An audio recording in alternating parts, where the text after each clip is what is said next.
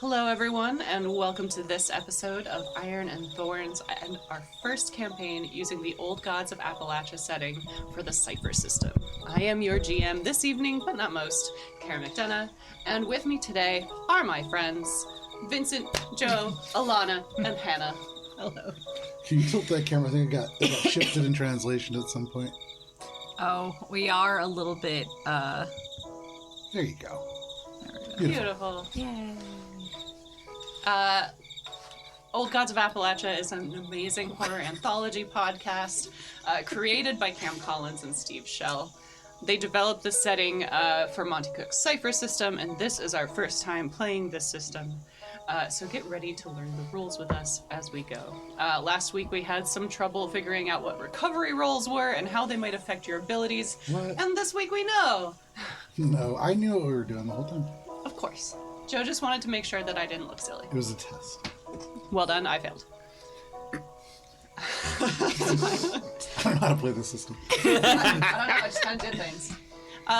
Last we met Dennis Poplar.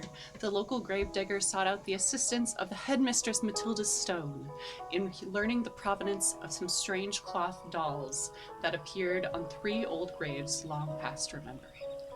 Thanks to a vision at the gravesite, Headmistress Stone sought out Bobby Rivers, a millworker prone to shaky hands.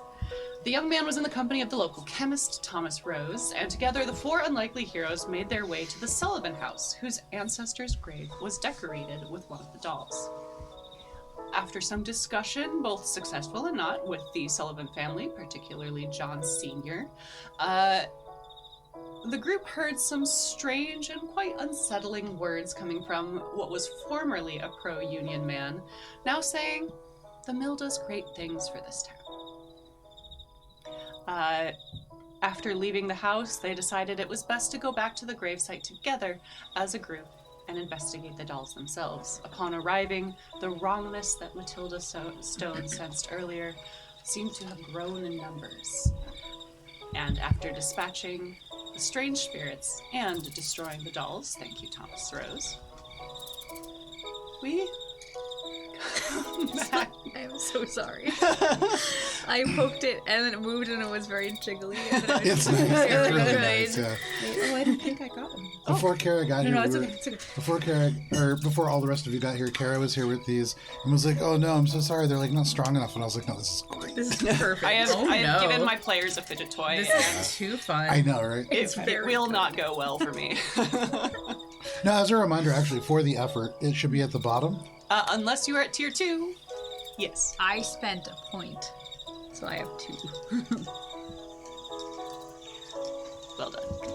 I'm not quite at tier 2 yet. I'm listening. Just keeping my hands busy. Yep. It's a very nice sound. So we arrive at this graveside. The remnants of 3 cloth dolls laying at each headstone. Some of you in a little bit worse condition than when you arrived, bleeding a little bit. But maybe we've learned some things, and maybe we haven't.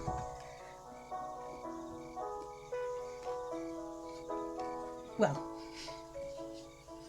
that was very good. Good job, everybody.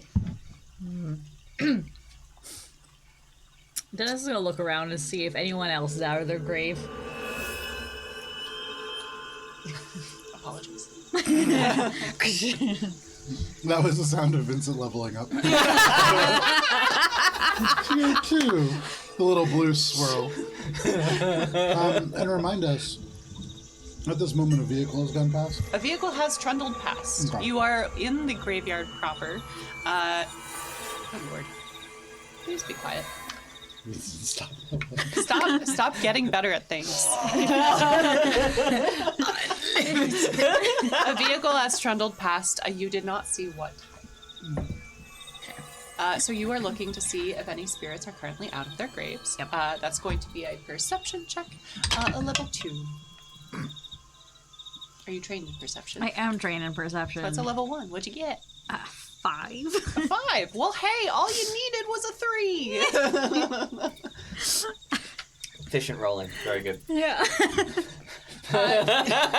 Don't need to waste big rolls for that. You look around, and in the evening light, well, I guess the lack of light, in the evening dark, you survey the surrounding headstones, looking for any disturbances, and you lay your eyes on Wilhelmina's grave, and you see some slightly disheveled hair that has been attempted to, be combed neatly back into place as she is just kind of peeking around and staring at everything. Dennis kind of sighs deeply and points directly at Wilhelmina and goes, Willa, what are you doing? Can we see the spirit? No, yes.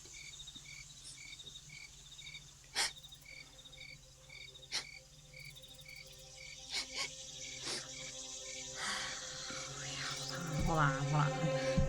Just kind of like trudges over, and he is going to activate his ability, question spirits. So Willa's already here, so he doesn't need to summon her. But he will try to like talk to her more directly. Just feel like so with his.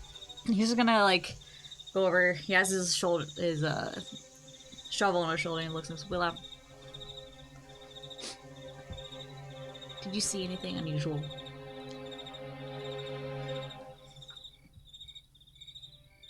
Yeah. Can you tell me about it?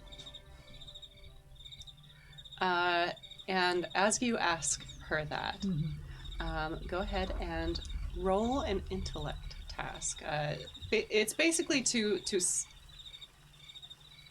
because you do not have to summon her. I just want to see what you roll.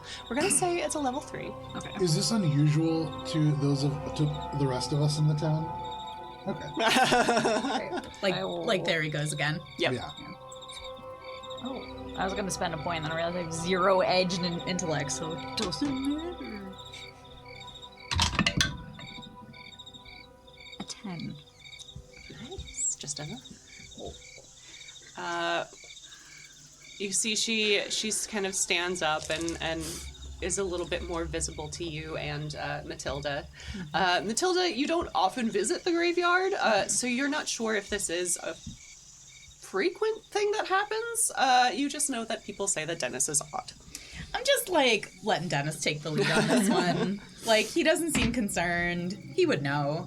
So Matilda's just gonna kind of stand back, but like locked and loaded just in case. The shadows that were here. They were awfully strange. Is that what you mean? Yeah. They threatened to eat me. Oh, that's not good. No. I was just sitting here minding my own business, and then they threatened to eat me.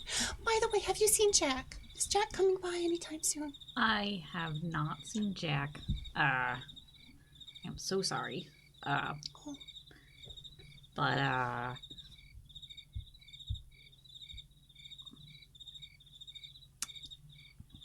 yep.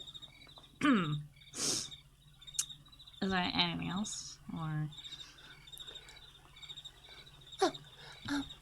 Some people were visiting those graves that you were interested in. Yeah. Did you... anything about them? Well, they threatened to eat me.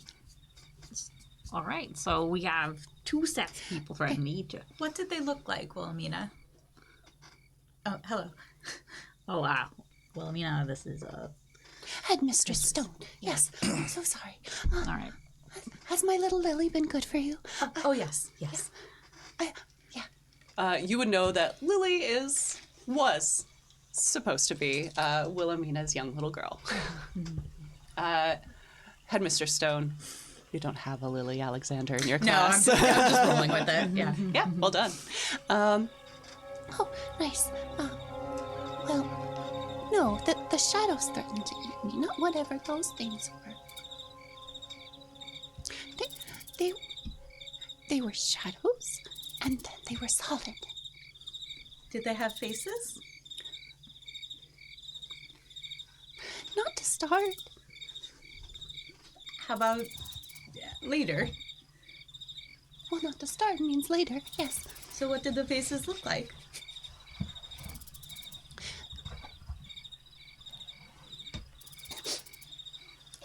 It's difficult to say. Because they were wrinkled and mushy.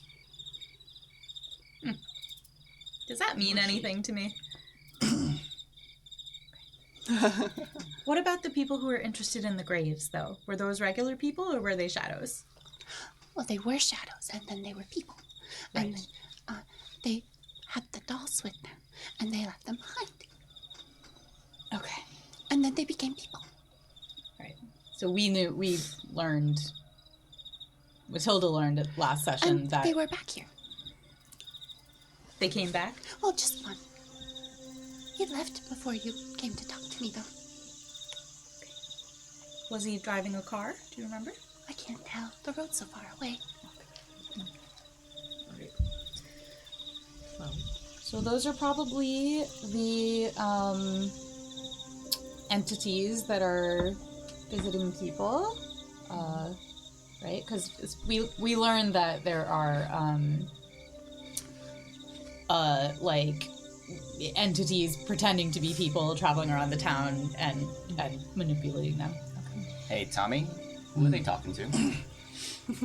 So I'm looking over there. We have no indication that there's anything, but we just also watched Dennis beat up a ghost with a shovel.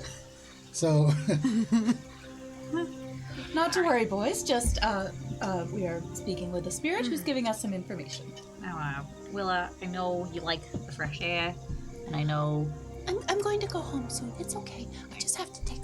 Have you seen Lily around? I swear she was with me. I have not, but you know, if you stay here for a second, why don't I go get you like a shawl or something, because it's getting cold, and you wait right here, Okay. and then we can figure out what to do next. Okay? Okay. All right. And then Dennis kind of like pulls the Headmistress Stone a little bit further away and goes, "Ma'am, she keeps getting up, and it's like daily, and I can't get her to like stay down. Do you have anything that helps her just like Are you whispering so that we can't hear? Yeah, and just addressing Headmistress Stone. I'm imagining that here. we're like 30 feet away. Yeah. We can't really hear. Okay. So Alright. like for like in response to what you said, probably I would say something like, Bobby, I really don't know. I would say maybe it's Doc, you know lots of stuff.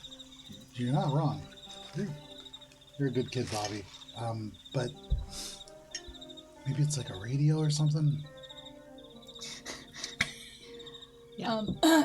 Do I have anything that can help her rest? I mean, like, could I maybe make a sachet with the bloodroot, adjust it a little bit so that instead of running away, she rests, something like that? You know that bloodroot it scares things away from you. It doesn't put them to rest. Okay. If Do I know you of had enough anything I could time- create? Yeah. If you had enough time, you could maybe reference some of the journals you have from both you and your grandmother, and lineages of cunning women in your family. Or you could just use a shovel. You've also seen Dennis. you've also seen Dennis hit people with a shovel. It mostly depends on how much you want to put them to rest or put them down. Okay. Dennis, not at the moment, but I can research a little bit, and so I can't help right now, but perhaps in the next couple of days, I have some time to go through my books. All right, that's fine. So Dennis walks over to the other two and goes, "Okay, I gotta take care of this." What exactly is this? Headmistress Stone has said it was a spirit? Oh yeah, it's Wilhelmina. She. So is this like the Do I spirit know of who friendship, Wilhelmina or No, I mean like a literal. Anyway, You were a little young when it happened. Okay. so she's just very unsettled. She doesn't like to stay, you know. So I'm just gonna talk to her for a couple minutes and try to convince her to go back. But it's gonna take a couple minutes. Is this like a cousin? Tommy, you would know Wilhelmina Alexander passed about 10 years ago during childbirth. It was a very complicated birth. It happened very suddenly, and neither you nor Headmistress Stone, who frequently attends such matters, were able to arrive in time before the complication. Ultimately took her life and that of her soon-to-be daughter, Lily. Gotcha. Jack was her husband at the time. And is now somebody else's. Jack, last name? Alexander. Okay. So he lives in town and he's remarried. Okay, so while Dennis kind of turns to go do that, Matilda to the boys is going to be like, well, this will take a few minutes. What does the spirit want? She's restless. You know, Jack doesn't really come by anymore. You know, it's been 10 years. After a while, people just kind of stop visiting. And, you know, some spirits take it harder than others. So you sorry, this is all a lot to take in, and when you say spirits, you're talking about like the dead, yeah, Like ghosts? yeah, like specters. yeah. Sometimes more They're real? physical. Yeah. That explains a lot about the stories I hear about you, Dennis.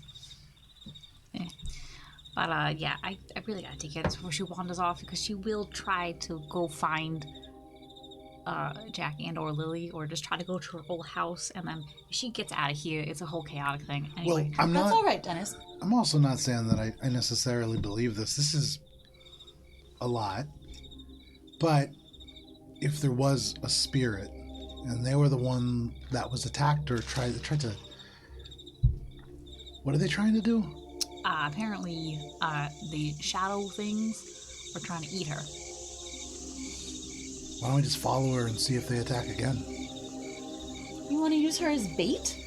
I mean, what's she gonna do? Die? Does that happen? I don't really know how that works. I mean, it can't be good. Anyway, there are plenty of other spirits around in here. Some of them are less, like, conscious than she is, but, like, she's very with it, so I'll feel extra bad. So I'm gonna, like, try to... Okay. Dennis is gonna, like... I might have something that could help. Yeah. And Bobby takes out the bouquet, and so there's different flowers in the bouquet. Do you have to use a whole bouquet, or can I just take out a flower and... You have to use the whole bouquet. The whole bouquet is the cipher. The whole thing together. Okay. Maybe this will... It sounded like she was restless, and did someone say... Sorry, in character, did someone say that she wanted Jack to come by and talk to her? Okay. I think if you use this bouquet with her, something about it tells me that it might cause him to come by and maybe talk to her. I don't know. And maybe give her some rest. Man, can't hurt to try. Dennis takes the bouquet. Can I do anything with it? Or just... You've never investigated this. How does one investigate their cipher? Would you like to investigate your cipher? Yeah, I would like to investigate the cipher. This is a level 3 difficulty crafting of magic check. So do you have anything that helps you with that or hurts you? Let's see. I don't have anything that... Oh, I think I have an inability for magic, actually. You do. For you, that's a level 4. Alright. I'll use I'll use some effort. That costs 3 points, right? Do you have an edge in intellect? No. Then no, you cannot. What kind of... Oh, really? This is crafting? I don't believe so. Okay. Yeah. Yeah, that's without the... Yeah. I have this bouquet. I don't know. Something about it feels like it can help. Can someone help me, maybe? Looking at this, knowing the medical properties of certain plants, not at all spiritually related, do I know kind of what this does? It's a level 3 difficulty surrounding crafting of magic. Cool. I'm trained in that. So that Which means- reduces it by 1? That reduces the level by 1, so that's level 2. Okay. I'm going to give that a shot. That's intellect? Not great. 7. Oh, that makes it. But that does make it. Oh, very efficient rolls.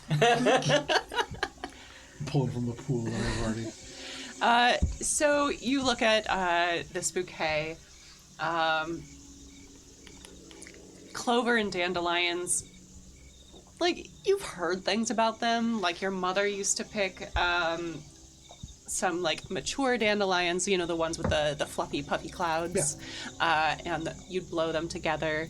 And she would talk about how if you blow the dandelion seeds will bring your messages to your loved ones.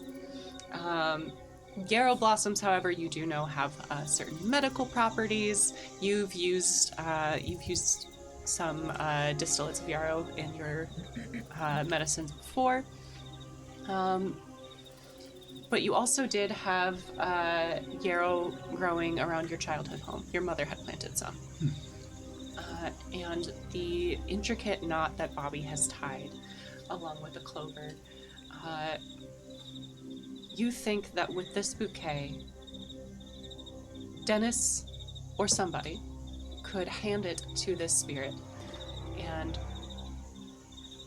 help put them to rest by easing the telling of difficult news. Okay. By laying it at her grave as an offering. Bobby, where'd you learn to make knots like this?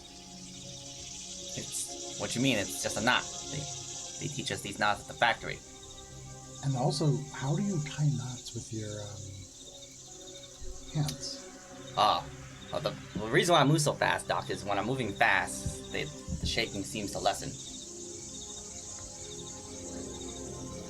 They only shake when I'm still. So I don't like being still. Does this sound like something? Can I diagnose Bobby? Am I able to help this guy out right here? Psychosomatic. Because to Joe, what I'm hearing is that he probably could just have some caffeine every day, and that might really soothe him. Honestly, Yeah. You know, Bobby, next time that you come by, I think you really want to try a pop. I think that would really help. Dennis is gonna like so like can I Yeah. can I Sorry. Yeah, no, I mean, it can't hurt. Okay. Here. What? I hand Dennis the bouquet. Because I don't. Yeah. Oh, right. Yeah. No, I mean, yarrow, it's an antioxidant, so, I mean, is she... anyone else? Where am I looking at here? Is she, Dennis looks over to where Willow was. Is Willow still there? Will's still there. She's Okay. just kind of like shivering. Alright. You told her it was she cold out. bruised, and- or what's going on with her? I mean right now she's cold. I mean, maybe just give it to her.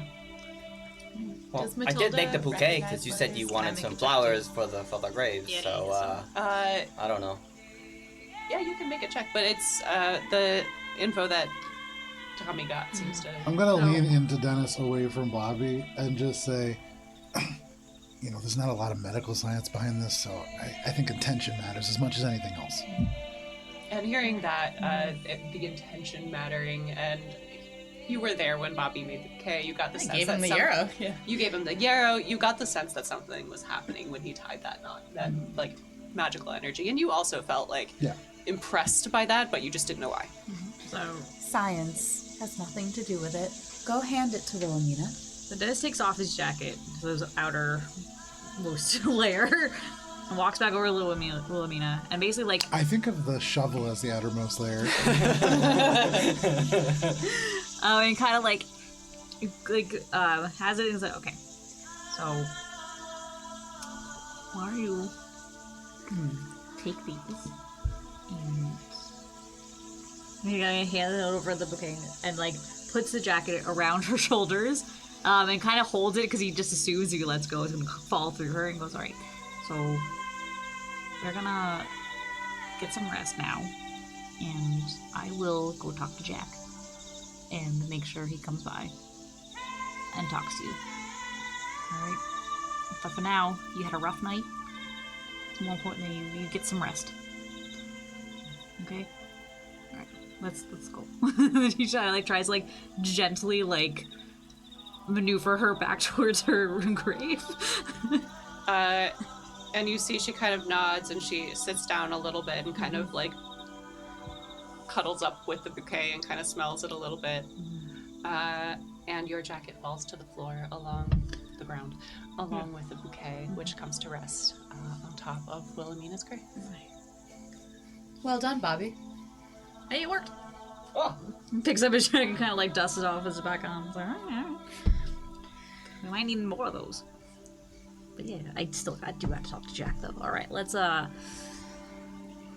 are we doing? Perhaps we should head back to town.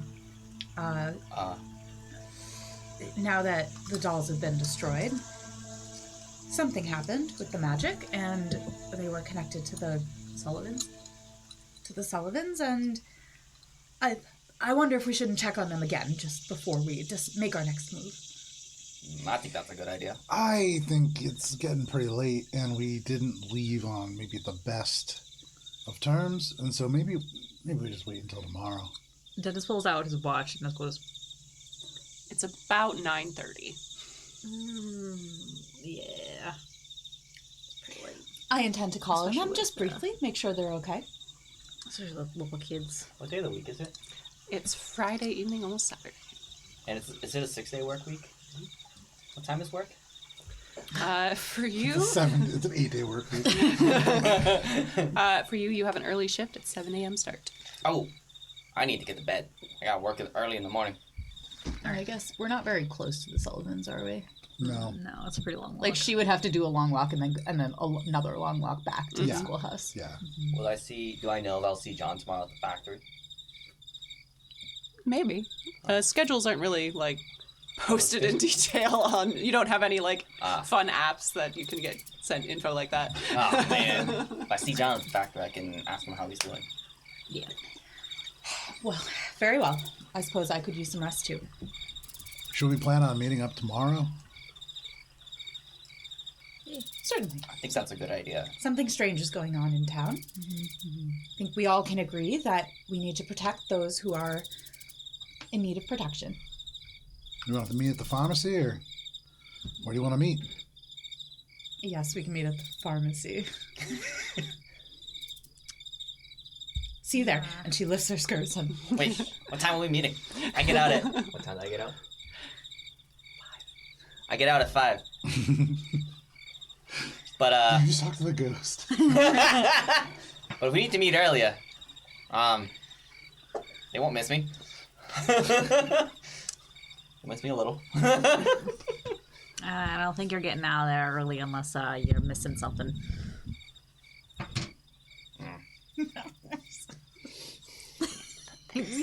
Sorry. All right. So yeah, I gotta night, I guess. And he just walks off towards his little hut. Start heading back home. So the four of you make your way to your various abodes. Dennis, you don't have far to walk at all. You live right here. Hill turn. Right into a shallow grave. It's real comfortable once you get used to it. Yeah, do for the back. Matilda, as you've turned away to stomp off in a huff with your skirts in hand, most undignified, but you don't want to trip on a root. I do my best. You head back to your schoolhouse, and the two of you live in Graysonville, which is just across the river, and you head back. Are you heading back together, or are you kind of making your separate ways? It depends on how fast Bobby's gonna go, I guess. If Bobby's going a reasonable speed, I'm going with Bobby. I would keep pace until we would reach the point where we would say bye but not continue walking in the same direction. Yeah. And then Hate that. All right. So the two of you make your way across the river, and when you come to the intersection where Doc Rose turns to go to his house, his apartment's above the chemist, the drugstore, and Bobby makes his way home. What are you all doing in the evening? I would like to craft another sachet with the bloodroot. Wonderful. All right, where did I put my sheet with the crafting? Put it somewhere. It's over here. Woo!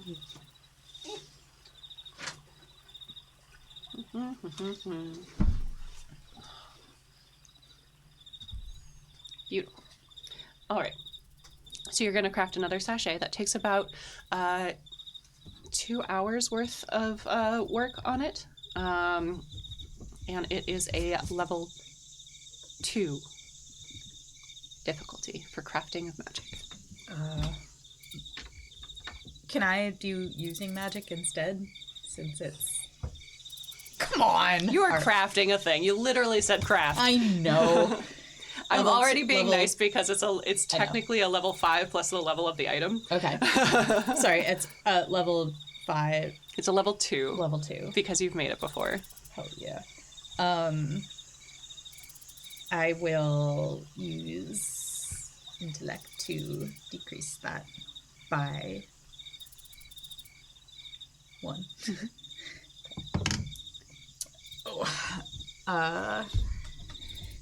That's a 5. That does not make it because you have an inability, which would make it a level 3. Then it's back to a level 2, so you'd be rolling it flat. Very upsetting. Yeah, it is very upsetting. You can try again, as many times as you like. It just means you get less sleep. I'll try one more time. Wait, you have an inability in crafting magic I items? have an inability in understanding it. Yeah, I have my abilities are so like you have to pick 3 and you have to pick 2 out of the 3 and then 1 is, and so I took understanding and using because I was told that rituals and shit were using, but that's okay. They're rituals. You are crafting a thing. In a ritualistic way. All right, so same. I'm gonna use another spot of intellect, and this time I got a 14. Beautiful. You do end up with a bloodroot sachet, and if you wouldn't mind rolling a d6 for its level. I wouldn't mind at all. 2. Beautiful. And I think I said... So it's 2 plus... So it's a d6 plus 1, so that's a level 3 sachet. All right.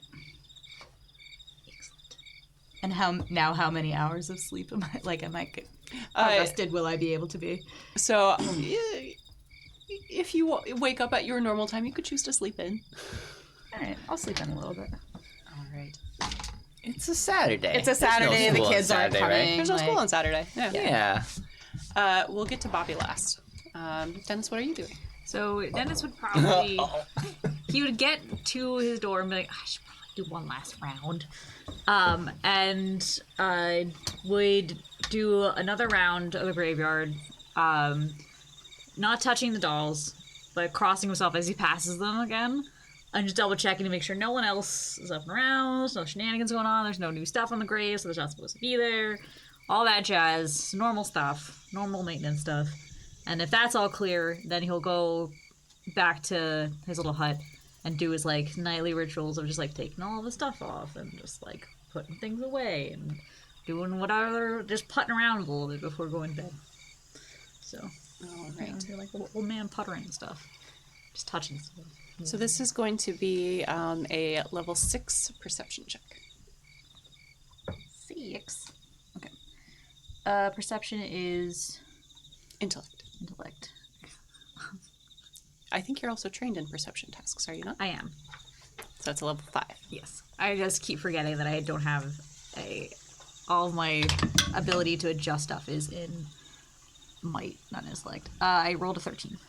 13. That unfortunately is a little bit lower. You don't see any ghosts or spirits up and wandering about, no haints, and certainly no extra gifts in the area. So all seems well. All right.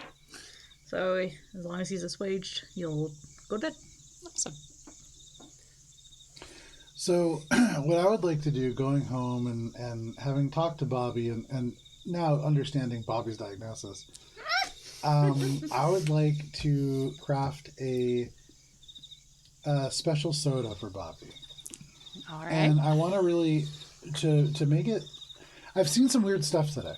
And while I still don't believe in ghosts, I do believe that in times before, like, good medicine, there was passable stuff that existed within nature. And I have a book that has some stuff about that.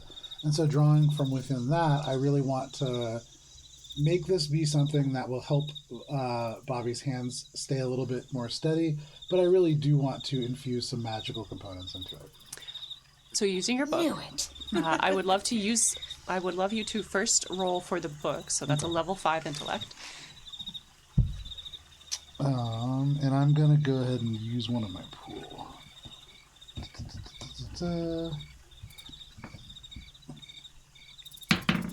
Not good. Whoa. That's 2. So I'm gonna go ahead and use this inspiration here. And I can use it to Oh, reroll. you correct? can, Oh, use, wait, you wait, can wait, use wait. this first if you want. So, yeah, that's probably a good idea because we're encouraged to use these. Mm-hmm. So while I'm doing this, You remember that I break Bobby. a little. So I'm taking out like elements of some kind of medicine, and I break one of these little glass vials, and I get a cut on it. And so using this element of cloth that I find in my pocket that somebody just tucked there, I'm going to soak up all the blood into it, and I'm going to use this Jag of Luck, which is a piece of cloth with a bit of dried blood on it to re-roll this. Place a Jag in my pocket. The next time you fail a roll, you can choose to re-roll without spending XP. So that's what I'm going to do. It's better. 13. 13. Cool. So you go about getting different items to craft this thing. You kind of reference some different formula in your book. Some of them make sense. Some of them are like, yeah, I know better than this. You grab a couple of different powders and extracts, and you make your way with these various items to the cellar. The cellar, of course, needing to get out and around the back. Going down, and in this cellar is your still. You have a distiller's license from the government, thankfully, because you are a chemist, and chemists need to make various distillates from ethanol for their medicines. So, of course, you have your own fractional still. Oh, I can make pure medicine out of this. You can make very pure medicine out of this thing. You have and have done. Yeah. And with various implements and whatnot, you begin crafting. Go ahead and roll me. This is going to be a level 6 crafting of magic. Okay.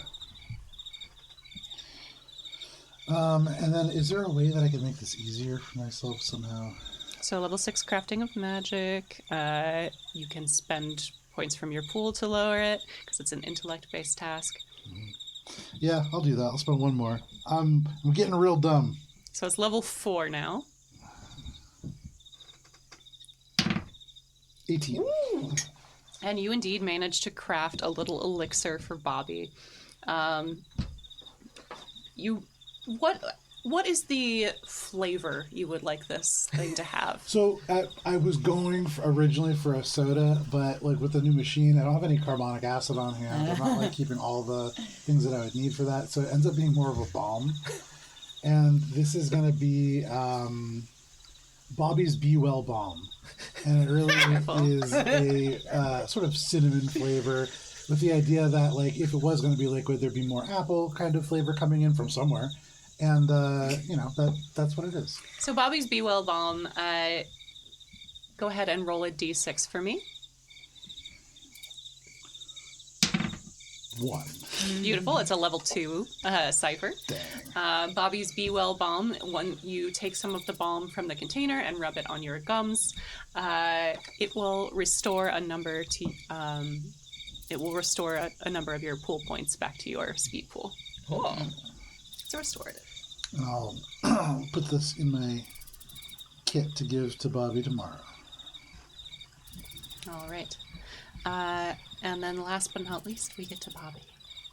If Bobby's alive. Bobby, you make your way up the street towards your company house that you share with Jimmy and Junior, of course, the Jimmies. Junior, of course, being titled such because he was born a little bit after Jimmy the First. When you get home, all is well. The house stands. You hear no sirens. Nothing has gone wrong. But go ahead and give me a level 4 perception check. All right. Oh, let's see. And perception is an intellect-based task. I have a thing. Oh, this is not an area I've never been before. Let's get rid of it because it's still a Cypher. Okay. I'll spend some effort. I'll spend 1 level of effort. While we're sleeping, can we use recovery dice? Is that a thing? Yes. Cool. I'm gonna do that. So if we don't have abilities that need recovery rolls, we're good, right? But you can use recovery rolls to get your pool back. That's what it's for. Oh, okay. So, should we do that? At the very end? We'll Okay. get to it. 8, which I think you said was 4. Mhm. All right, so I lowered it to 3, but I rolled an 8. Oh man, that's crazy. Math. Everything seems fine. It's quieter than usual, but that means nothing. So you head into your house. And you see the Jimmies. Jimmy and Junior are still up, something that is a little surprising. They're not particular night owls. In fact, they like to come along with you on fishing trips and various excursions. And therefore, they go to bed about the same time you do, and it is past your bedtime by now, at 10:15. You see them kind of both sitting across from one another, each with a bottle of cider in their hands. Hard or soft? Hard, of course. Oh, You have a Jimmy, small stash. Junior, Hey, why you guys still up? We got work tomorrow. yeah. Bobby, you know those stories you tell? Yeah, the good stories, right? Yeah.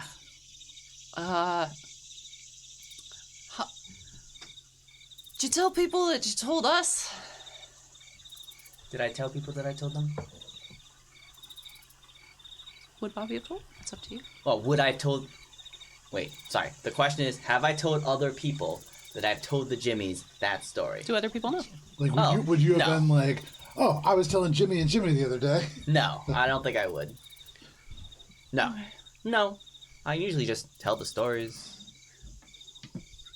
Some guy was here looking for you. Was he driving a Buick? I don't know, man. It's dark outside.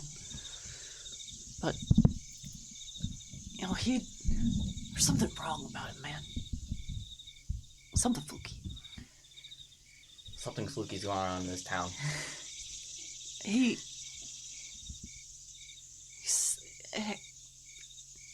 It kind of just smiled weird, you know?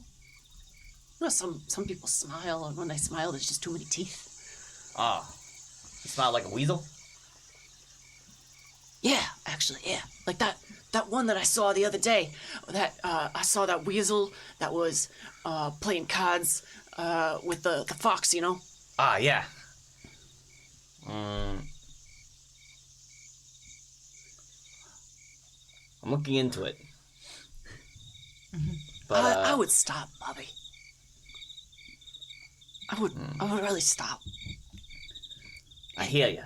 They threatened Junior, man. Junior answered the door, and you see Junior's like kind of like huddled or kind of clutching his bottle real tight. And they may have, you know, the whole the company gives and the company can take back type thing. It's just be careful, man. They know where you live, and they know it's you. You know it's me? I know it's you telling the stories, man. I kind of mentioned that if we saw you again, we had to tell them. Okay. And Bobby, I think think you might want to skip town for a while. Maybe Yeah. take a fishing trip. Yeah, I think that's a good idea. Alright. Let me grab my stuff. You two stay safe. You too, Bobby. I go and grab my stuff. You go and grab your stuff. Bobby, where are you headed? Oh my god. Damn, Bobby Let's got see. evicted. A rough night. It's not a normal Do I TTRPG obstacle. A raccoon shows up. Housing crisis. Alright, so I don't have like a tent or a hammock. But do the jimmies? I'll ask one Go of them. ahead, just roll a d20 for me. I'd ask them if I can borrow their thing. 11. Yeah, the Jimmies have like a kind of a little tent, like canvas that they use, and they like rig up between some ropes and branches. Okay. Little A-frame. Yeah. Jimmy, can I borrow the tent? Yeah, of course, man. Okay. And he If goes, anyone asks, just went missing. You just, Bobby frequently just goes on fishing trips, Don't know where he went. He's got a special place. No one knows where it is. Okay. Yeah. And you see Junior kind of like comes up with the canvas tent and has it all like packaged up for you. I'm sorry, Junior. He just like pulls you in, gives you the man hug. Yeah. Slap. Okay. Ooh, regulation. Okay. These are great good. No, it's got the whole like they got the predator handshake okay, pull in. okay, It's okay. it's up the arm. That's It's a not just whole the hand. different It's up thing. the arm. We're in a different species now. Yes. So you pull in. He gives you a really firm hug, and you head out into the night. Before I head out, I'll just say one last thing. Just remember, the company has taken more than they've given. We know.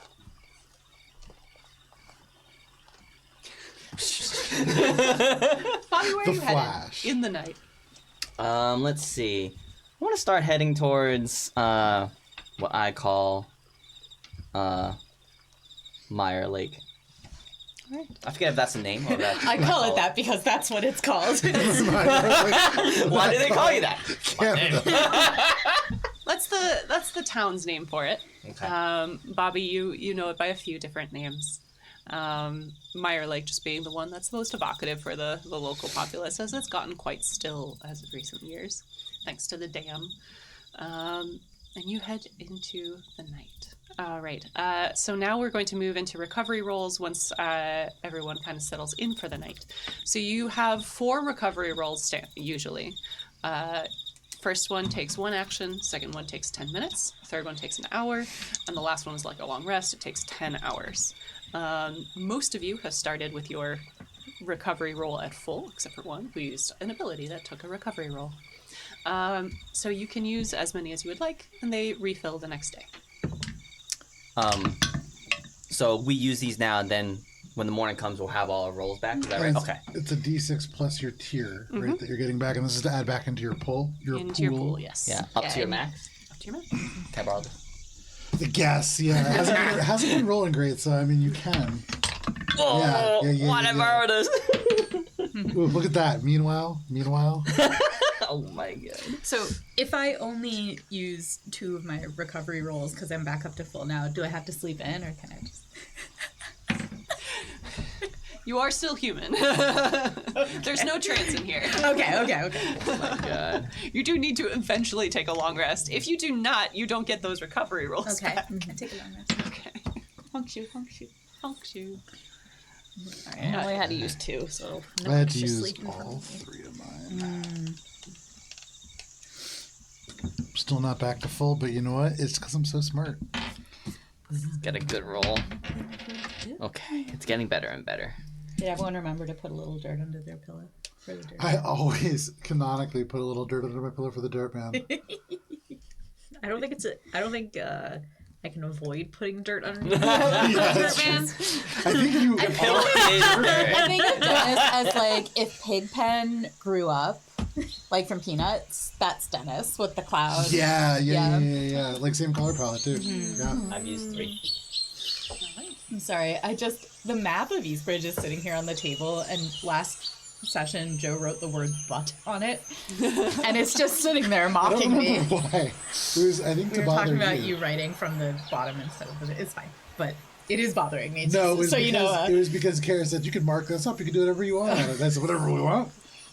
Yeah, now you all can see. There you go. Over here. There you go. Look, it says butt. It says It says butt. but. It says butt. But also look at this great map that Oh, Cara made it's for so us. good. It's Inset been marred by the neighborhood. word butt. And then it just has butt. Right Thank there. you to KM Alexander for marvelous historical map assets. And I guess Procreate too, but I bought that. So, no, thank you. No, thank you. You're welcome. You did an okay job.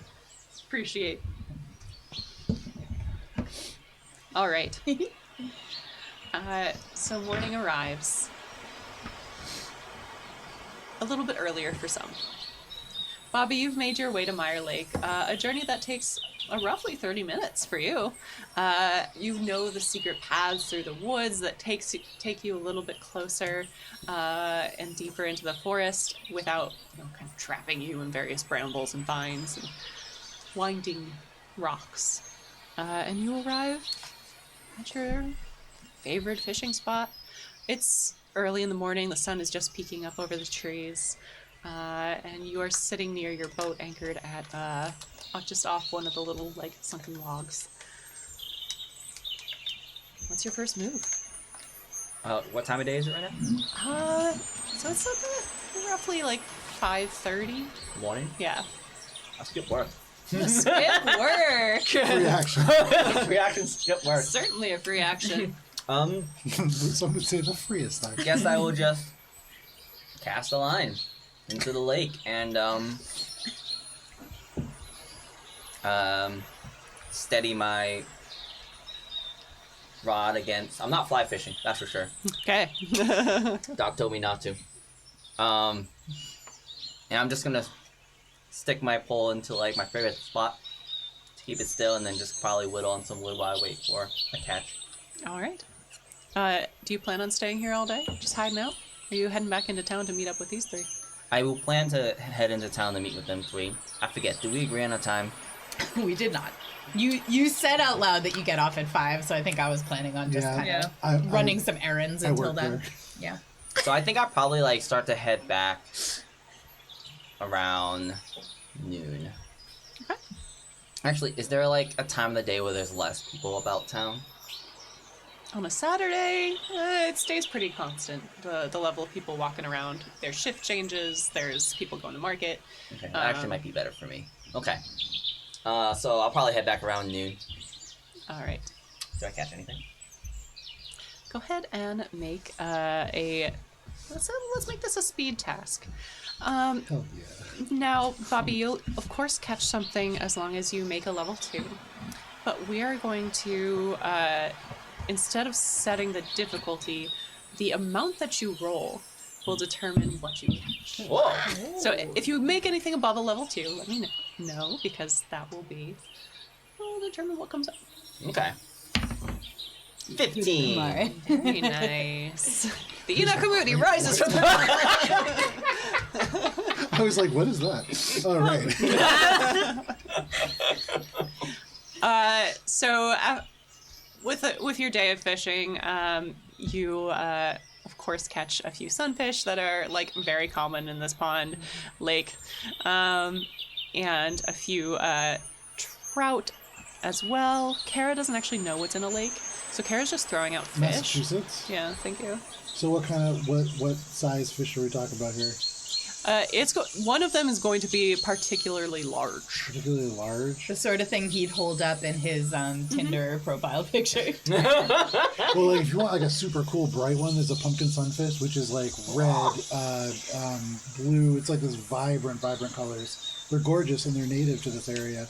And so that would be one that you could find. I think rainbow trout also you would rainbow trout. find out there. You just gotta They're cook them. summer fish. Just cook them very well. Yeah. I know that from Stardew Valley.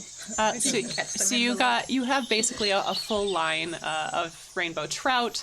Make a nice fish dinner as long as you keep Cindy Sullivan away from it, and then Fish. the random sunfish thing that Joe said that I don't remember the name of. Pumpkin sunfish. Yeah. That thing. And we'll give you the little knucklehead trout mini because I like it. That's so There's nice. actually so many fish miniatures over there just now. There's a little school of flying fish. Oh, I got the little school right here too. I mean, there's also an octopus, but you weren't going to get that. That was a natural 20. Yeah. That was a difficulty 10, which you cannot possibly roll. And with the pumpkin sunfish, you haven't really encountered one of these before. This is a nice catch. It's vibrant. It's tropical looking. You've heard about tropical looking fish, and this is probably what they look like. You've never been sea fishing, but this is something they might catch in the ocean. Yeah, this is a weird fish. It's a big fish. I'm good. I want a big fish. And with that roll, you hear splashing coming from far off as fisher cats start to make their way towards the lake for their hunts. And you know when the fisher cats come around, it's time to leave. Bye-bye. So you make your way into town proper. Let's see. Can I leave one of my small fishes? I have a whole line, so I'm just gonna leave one there as an offering to the fisher cats. Ooh. Go ahead and roll a charm task. It's an intellect. Okay. This is where the old gods part's come Let's see. in your hour of need. The fisher cats up on a rooftop with a sniper rifle on your back. It's not bad.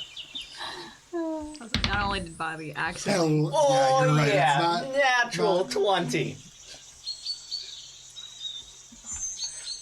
1920 sniper rifles would have been a gerund. Ooh. Bobby, you leave this pumpkin sunfish. And as you do, you turn around and make your way down the path, and you hear branches cracking and bush moving. Something larger than a fisher cat has approached. And are you looking back? Yes. You look back and you see a massive brown bear. Not a thing you see very often in these woods, if at all. And you see he kind of stands up on his hind legs and then looks down. And as he moves closer towards the line, you see the fur begin to kind of fall away. And a warm, dark-skinned hand takes the fish from the hook, takes the line with it, and you look up into the eyes of this man as he's standing there. Simple brown suit, warm eyes, kind smile, and he nods at you. And you recognize that the splashing you heard around the lake is kind of stilled. You feel the warmth of a summer's day, despite being in the shade of this glade. You feel the kiss of a nice summer's breeze on your face, and all the good things of the green warm you and warm your heart. And something good is happening. You get the sense that maybe your campsite is a little bit safer than it was before. And it's come under protection. So It's the fisher cats. oh, I bow and start to make my way towards town. I like how you see this guy go and you're just like, Hell yeah. this guy's not gonna steal any of my stuff. Oh man, Bobby for the win. This is why I'm making Bobby stuff, by the way, to keep Bobby alive. Yeah, protect Bobby at all costs for sure. So it's about noontime. Business in full swing at the chemist's. Tim McKean is back, trying to, make up for the efforts and the messes that he made earlier. Has he dealt with this situation yet? He has dealt with his situation. He did indeed take your advice. He's teachable. He is for sure teachable. And you see, he's also brought with him a couple of deliveries.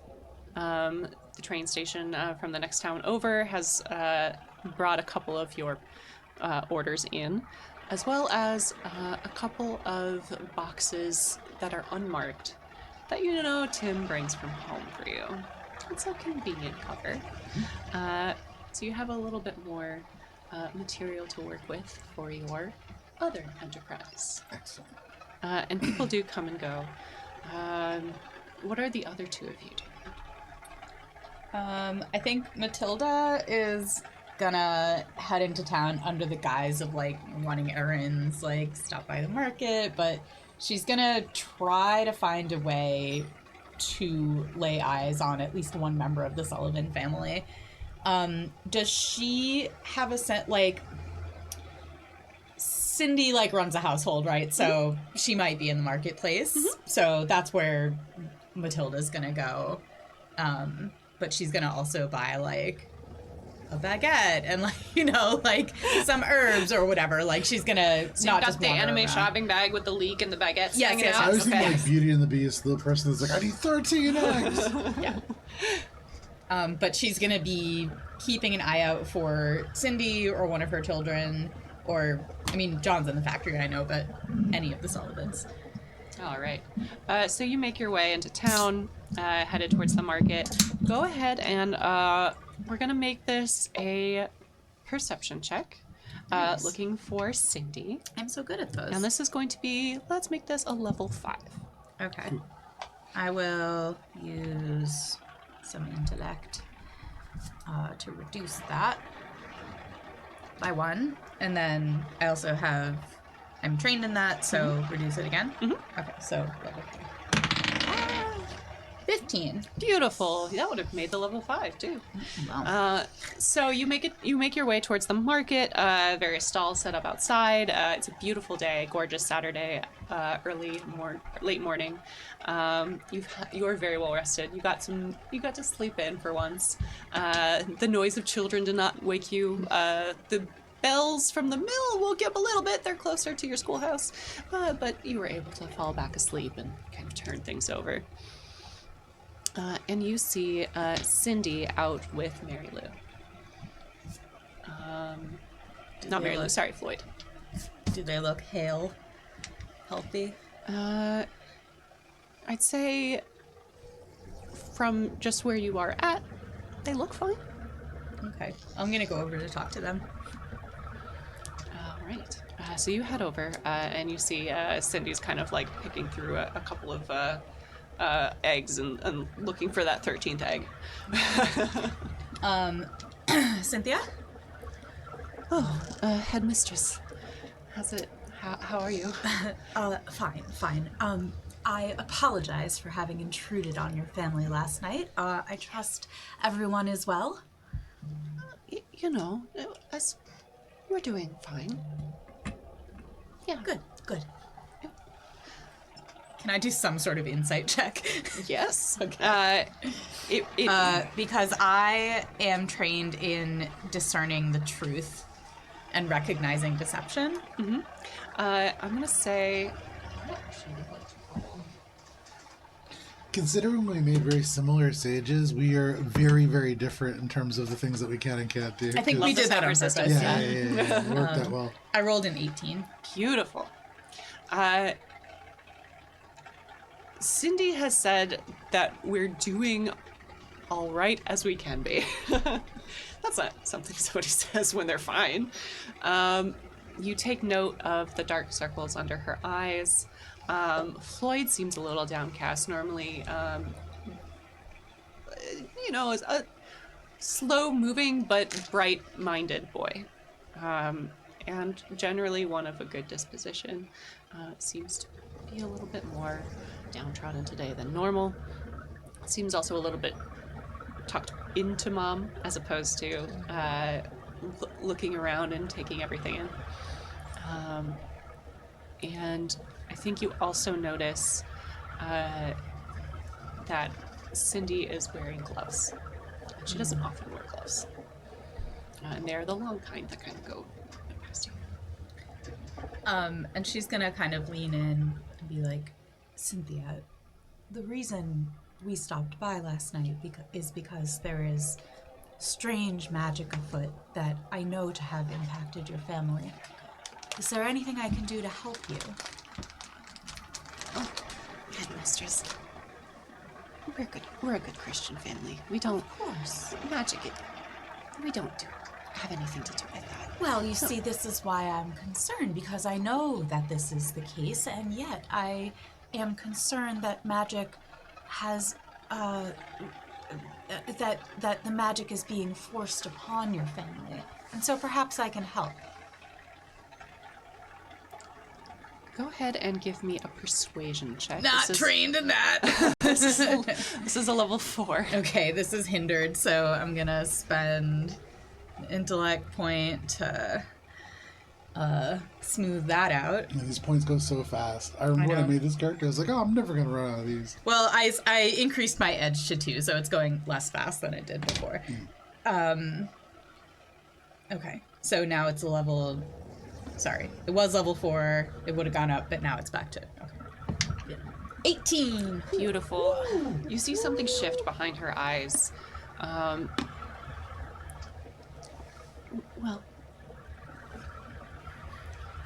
do you mind if I call on you later? And you kind of look around. There's a lot of people out. It's market time. Of course. Cynthia, how much longer do you intend to be at market? Perhaps I can call on you so that you needn't cross the river. It's all right. It's all right. I can, Floyd has mentioned wanting to look in on the chickens that you have. Of course, why don't you bring Floyd by? Thank you. Perhaps after lunch. Certainly. Come on, Floyd. We have to pay. We have to pay for the eggs. How far away is lunchtime? Like, just so I know when I need to be back home. It's probably about like 2 hours. Okay, noted. 2 hours until you meet up. Okay. I'm gonna head over to the pharmacy, just to, like, check in on the plan. Pharmacy. Is it a barber shop? Well, you know, but if there were no pharmacy in town, Matilda would be happy, but, you know. Dennis, what are you up to this fine morning? So, Dennis would get up. He would do his normal single older gentleman morning things, including making probably a little. It includes making like a little pot of like oatmeal essentially. That he just eats by himself in his little hut. Shaves his face, nice clean shaven. Gets on his suit for the day. Does his morning round around the graveyard to make sure no one messes with anything overnight. And then if that goes well, he would probably stop and think to himself to see if he actually remembers or knows where Jack Alexander lives. You do. Jack Alexander lives around Old Eastbridge, actually. He lives up the street and down. So if you go from the center square, which is a circle on the map, to the left, and down that street there.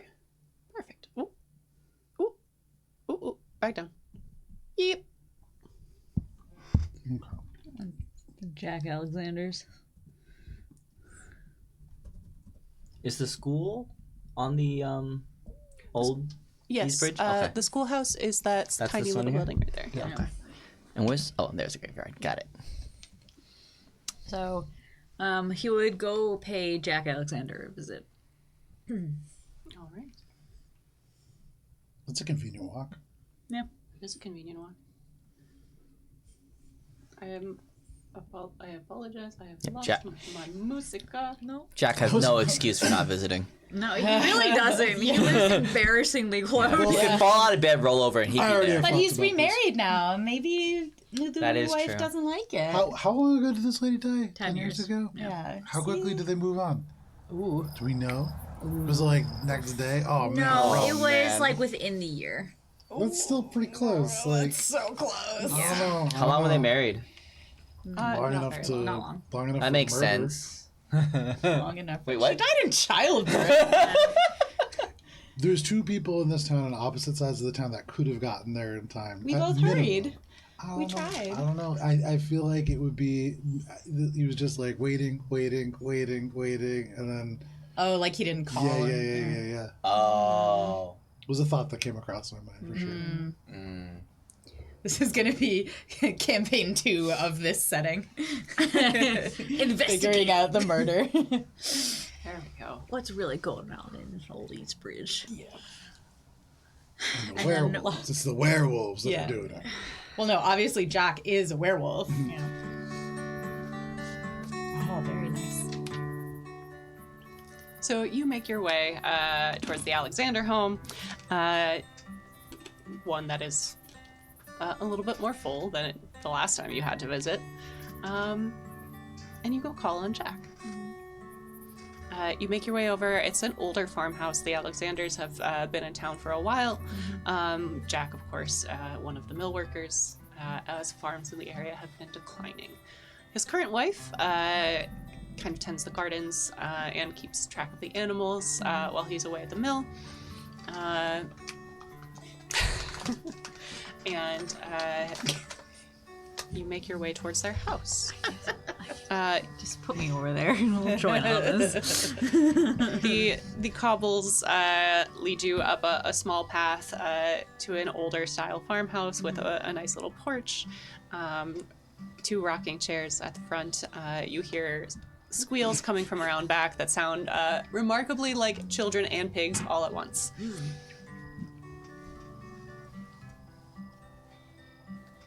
It's middle of the day. It's Saturday. Millwork is a thing. He didn't think this through. You know, like, pats himself to see if he has like a scrap of paper or something. Don't think he does. So instead he just goes up to the door and goes, and just knocks. You knock at the door. No one's inside at the moment. It does seem like most people are around back. There's no fence. There's no gate. So you can easily walk around to the back of the house. Alright. You do hear voices coming from that area. Yeah, you probably walk around and see who was there. And I would assume it's the current wife and children. I mean, So you walk around to the back and you see a little girl about 4 kind of comes screeching around the corner. She's waving a bunch of branches in her hands. Some have the little blossoms on them, followed by an even younger boy, barely able to walk, kind of like toddling around in his shorts. As they make their way towards the front of the house, the little one kind of narrowly avoids like smacking their face into your knee before kind of awkwardly landing and sitting down on the ground on their butt. And they get that kind of like watery eye thing where it's like someone has witnessed this, and I will cry if my fall is acknowledged. Dennis kind of just looks down at her, like wordlessly just looking. And I imagine from the perspective of a child, this is not the greatest sight. Nope. It's just a very tall man looming over. like the shovel, The a little shovel. bit falling Yeah, off like- it. And you see just kind of like Oh. Is your mom around?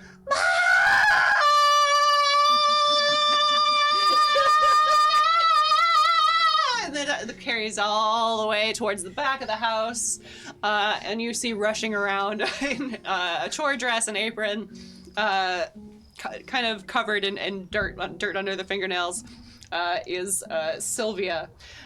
Sylvia Alexander rushing around.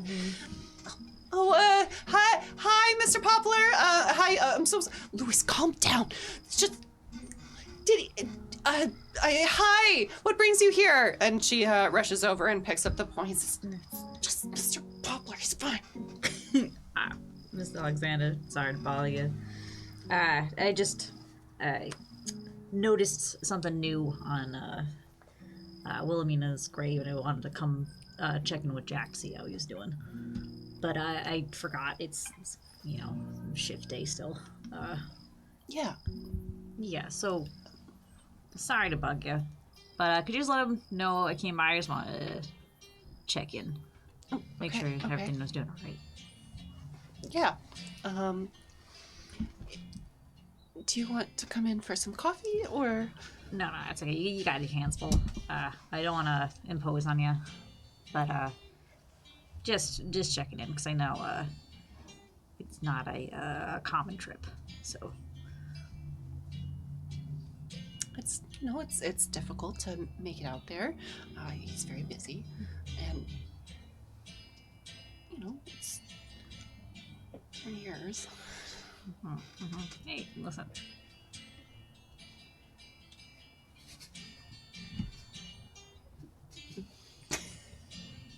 Well, I live here, so I'm just going to be about my business, Mr. Poplar, and if there's nothing else. Yep. Okay. Apologize, a little one. Didn't mean to scare. He kind of turns around and starts walking back. Okay, but I'll tell Jack you called. Thanks. God, man.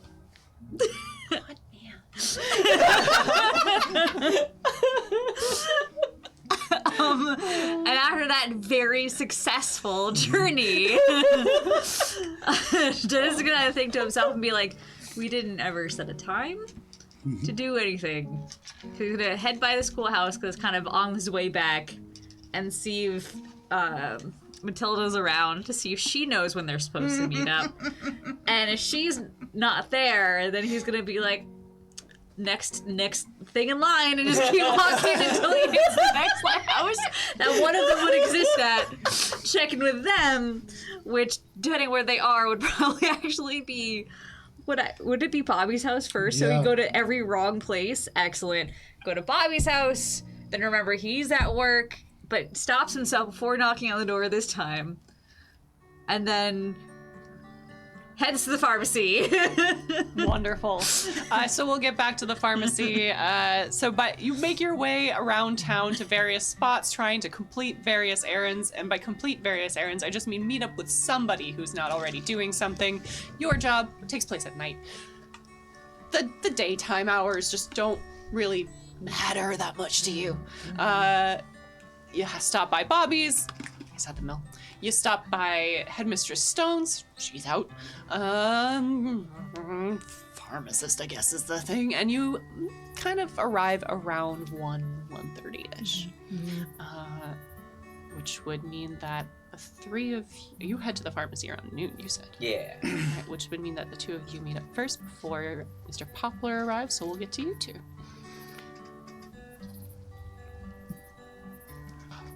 So,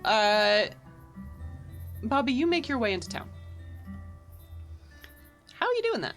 You just casually walking through? Get your disguise kit. Let's see. At this time of day, is everyone... Yeah, I would like to use alter self. Ultra stealth. Sorry, alter self. Alter self, The okay. D&D spell. Yeah, no gots. Let's see. So... People are walking about. People who work in the mill, what are they wearing? I want to wear something not... I mean, I there's... just don't want to look out of place. Yeah, not many outfits. Okay. That's true. So you kind of just wear what you got. Yeah. Yeah. So I guess I'll just Okay, where's the pharmacy? Here's the pharmacy, and that's over here. Yes. All right. So, Matilda's pretty close to the pharmacy on the map. all right. I'm going to just try to nonchalantly make myself way into town, but keep my eye out for any Buicks. And if I see a Buick, then I'm gonna like take the scenic route away from Buicks. Go ahead I'm allergic and to Buicks. you're allergic to Buicks. Go ahead and give me. Let's make this a level 6 perception check. Man, stealth Buick. All right. Let's see. Is this an area I've rarely or never visited before?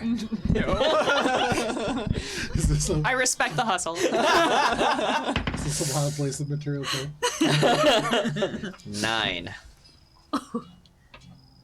No Buicks, Ah, so that's good. safe. I'm gonna try to walk a little bit slower than usual. So a swift jog for most people. Yeah. and the reason why I'm doing that is because that's me trying to be nonchalant and not walk my usual pace. All right. Well, You're just like a cat. so let's go with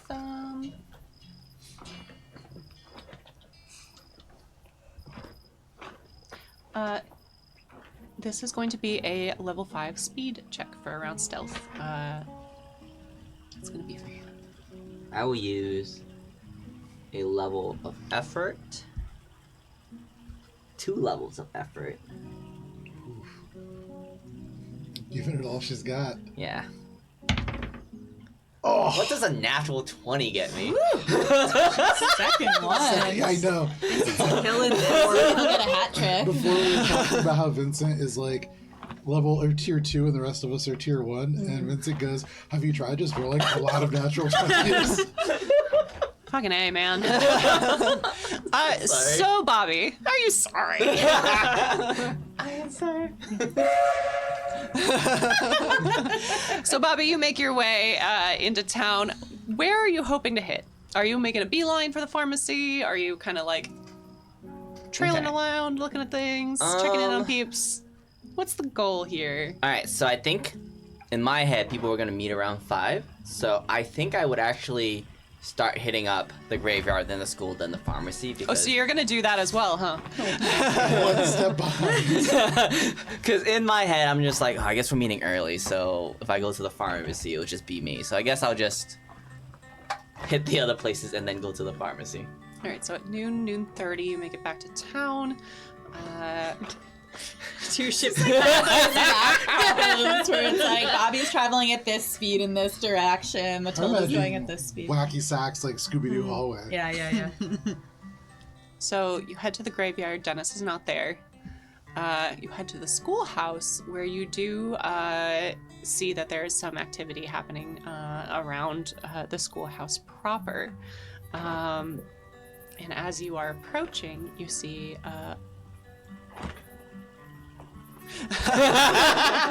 The flag is a half mast. you see another 2 people approaching, and you recognize Cindy and little Floyd as they head towards the schoolhouse. I would not be missing this appointment, so after lunchtime. You are there. You Okay. are there. That was Fantastic. the activity. Okay. So you see those 2 approaching. Are you staying outside or are you joining them? That doesn't seem like... I think I'm going to avoid them and then just head to the pharmacy. All right. So we'll come back to the schoolhouse, and we get to Tommy and Bobby. Bobby just goes right by the schoolhouse. A spot where he surely received a lot of at least stern words in his childhood. He's probably there for quite a few years. I know this type of meeting. I was in Floyd's shoes. I'm so sorry. I don't know how that happened. Tim, turn it down. Sorry. It's the pharmacy for sure. Just trying to think. No, I appreciate it, Tim. It's so good. Tim, turn it down. Where's that from? What? Nothing. It's Okay. It's the kid that works in the pharmacy. just a funny thing that he said. It's from I made him shave Joe's his brain. beard. It wasn't working for the. It wasn't working for the It ladies. clearly wasn't. I'm speaking from experience. That was me as a child. As a 25-year-old. All right. So you do make it to the pharmacy proper. And as Cara sets up, various sound sets. Siren. This game. Digital tool set. Tool set. That will. You are able to go in. There's a couple people browsing some shelves. One person in particular you see is sitting at the counter, kind of waiting on some form of beverage from Tim McKean. You know the McKeans.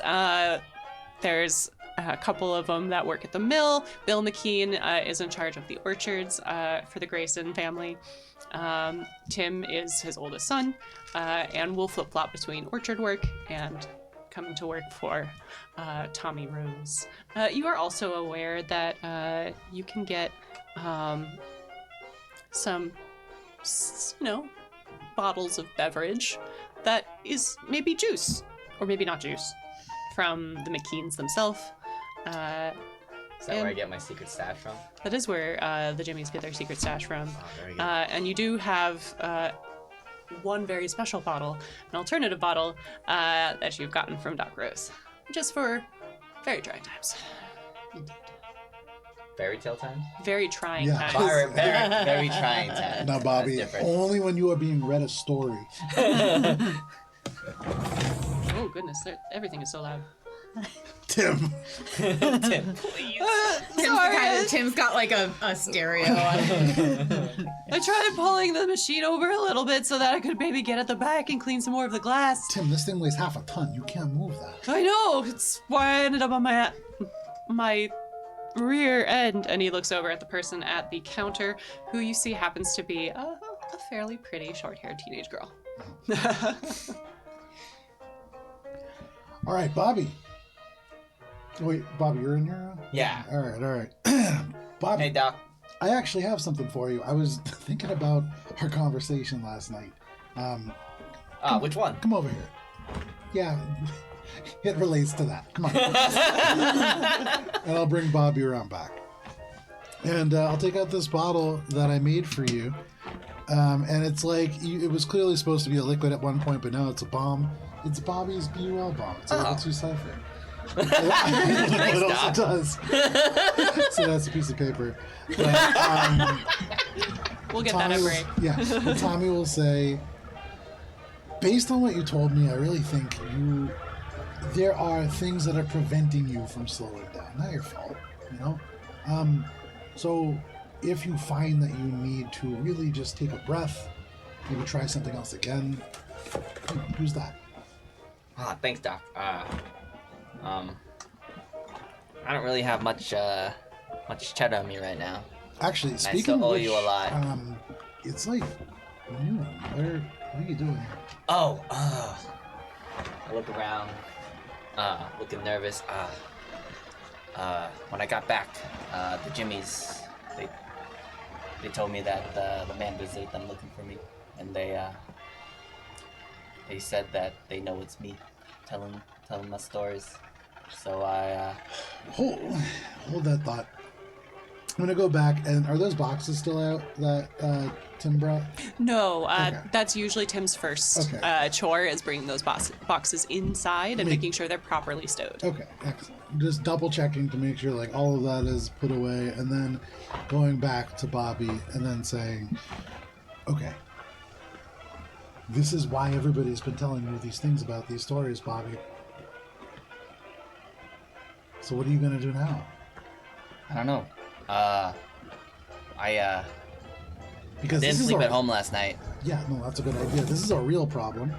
Unlike the ghosts and all of that, this is something that is I know, Doc. definitely for sure a problem.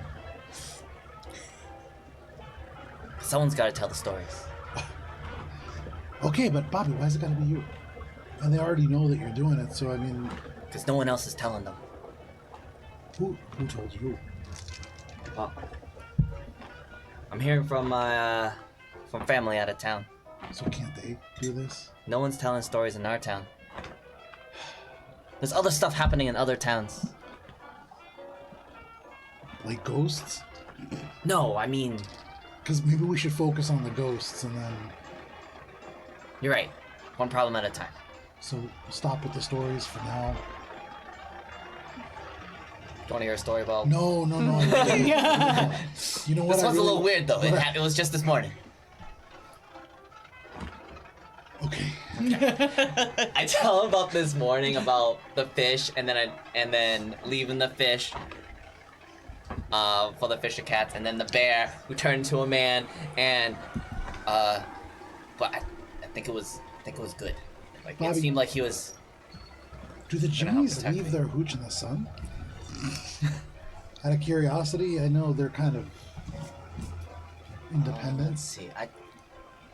Well, there was this one time where the usual hiding spot got flooded, so one of them left it on the roof. That tracks. Yeah. Well, that was very nice of you to do with the fish, for nature. Maybe take it a little easy on the bottle, okay, Bobby? Go ahead and give me a level 6. No, let's make this a level 5. Around the understanding of magic. Dot rose. So 6, So it's- because I have an inability. But what I'll do is I'll use one of my intellect pool. Nope, that's the wrong direction. Nope, that's the right direction. I have a deep joy that the two of you keep accidentally getting the rolls mixed up. The only thing you cannot do. I purposefully do this to you guys all the time. It's not accidental. This is the best. 3. You're trying to search for like the allegory in this story because you know that Bobby tells a lot of stories that are allegories. No, the allegory is alcohol. The allegory for sure is just alcohol this time. You know, there may be something about like kindness for others and whatnot in there, but like, this has got to be one he made up himself. The allegory. And it's at about this moment as Bobby finishes up his story and getting some sage advice from the doc that Dennis Poplar walks in. Is there a car outside? There's a couple cars outside. Been running the car cell. I know. Oh, yeah, I've been hearing There's it. a couple cars outside. There's trucks and whatnot. All right. Go ahead and roll that perception check. That got stuck In to my the tower hand. or out. It's fine. It was a 15. None of us are hitting our dice I also structures have out here. We're going Trading wild. and perception. It got my hands are clammy. No, I'm being serious. Hannah's missed. I've missed. I think. So it's a level 6 normally, so it would be a miss, but I level don't bring 5 because one. you're trained. 15. As you approach the pharmacy, trundling past, going, a large amount of cars on this road. It's the road to the mill. Comes from out of town, heads into town. There are trucks carrying various bolts of fabric and whatnot. But where the other trucks trundle, this car moves at a sleek, steady pace as it makes its winding, snaking way through town, up the main street. And as you follow its track, the car makes its way and turns past the orchards towards the Grayson Manor. The Buick. It is indeed a sleek, black, shiny It's a rusted out Ford Fiesta. And on that note, we're going to take a break. And when we come back, we'll see what happens with the Sullivans and the Poplars. You got followed. That's what's happening. Bye-bye. Classic.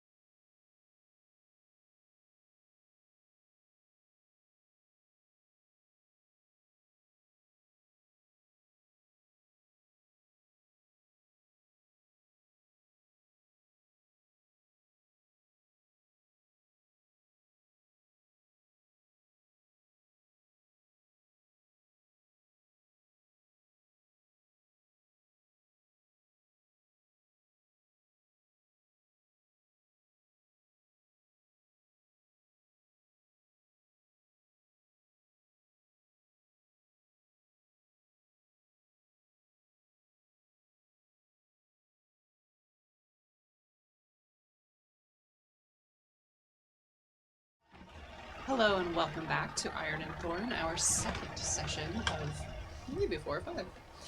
When last we left off, Dennis Poplar had just witnessed the sleek, shiny new Buick making its way up Main Street and to Grayson Manor proper before entering a drugstore. So that is where we come back to.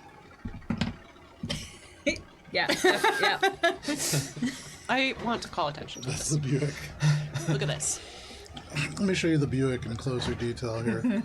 As you can see, accurate to 1920s, 1922, I believe we were in. Mm-hmm. You could see the classic Buick fender on the front and the classic Buick taillights in the back. It's great.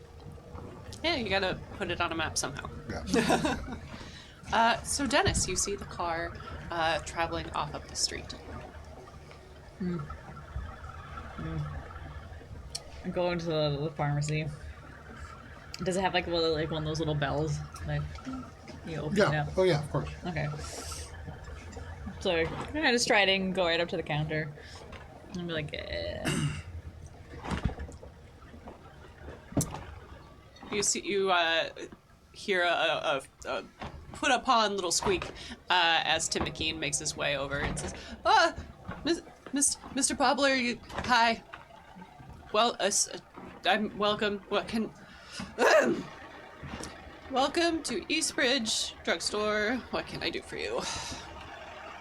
Is the pretty teen still, teenage girl still there? Yep.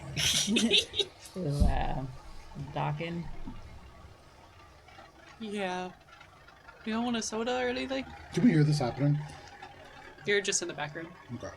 I'm going to go take an empty box around and kind of like with my foot kind of scoot it out into the hall so it's just barely visible. And then I'm just going to say, hey, Tim, I can't lift this. Can you help me with this? Oh. And then I'll point at the box that's on the ground. Oh, okay. It's just too heavy for me, and maybe you can get it on the back for me. Yeah. He goes over and I'll go over. I'll talk to Dennis. We'll just stop. Is the teenage girl watching this? a little bit. She's kind of got like. Okay. Attention is diverted at least a little bit. So, hey, Dennis. Have you seen Miss Stone around here? No. She Okay. wasn't at since she wasn't at the school. I did see Cara though. Oh, am I there? Or am I? You are there. Yeah. Okay. Oh, I stopped by the school just before I came here, and it looked like Cindy Sullivan and Floyd were walking up to the school. So it looked like school business. So I'm assuming they're meeting up with Headmistress Stone. That would make sense. Yeah. Oh, now that I think about it, the Sullivans. Well, that's good. That's okay. Maybe it's not. I'm just realizing maybe it wasn't school business because. Why aren't you at the mill? Huh? Why aren't you at the mill? I came home last night and the Jimmies told me that the man visited, and so I skipped town and work. That doesn't actually give you any information. Sorry, Dennis. It's specifically about the stories that our friend here has been telling, and they are looking for Bobby. Where'd you go? My favorite fishing spot. Do you want to go fishing sometime? I mean, after all this is over. Not much of a fisher. So you said there's a car. Is it like still out there? He was heading towards the mansion. Grayson's big old shiny black Buick. Is there any events coming up in the next week that will be happening at the Grayson, since it's kind of like probably a social place? Yeah. In the next week, not that you've heard of, you have seen a little bit more activity up there as of late. It's the start of apple season. It's also the start of summer. You do know that they host a picnic about mid-June, so there's some preparations for that. You've seen a couple of tents being set up. And Tim works at their orchard? And the McKean's return, which is a little bit more hidden. No, I know. Don't you? Yeah. No. For Tim in the back, I just want to go back to Tim and say, hey, Tim, has anything going on at the Graysons out of the ordinary? Can you please turn that down? I Sorry, I like listen to music while I work. It's just the second time I've asked today, I know. Well, this is music. Okay. Well. And you see he kind of like pokes his head out the door a little bit just to see who's around.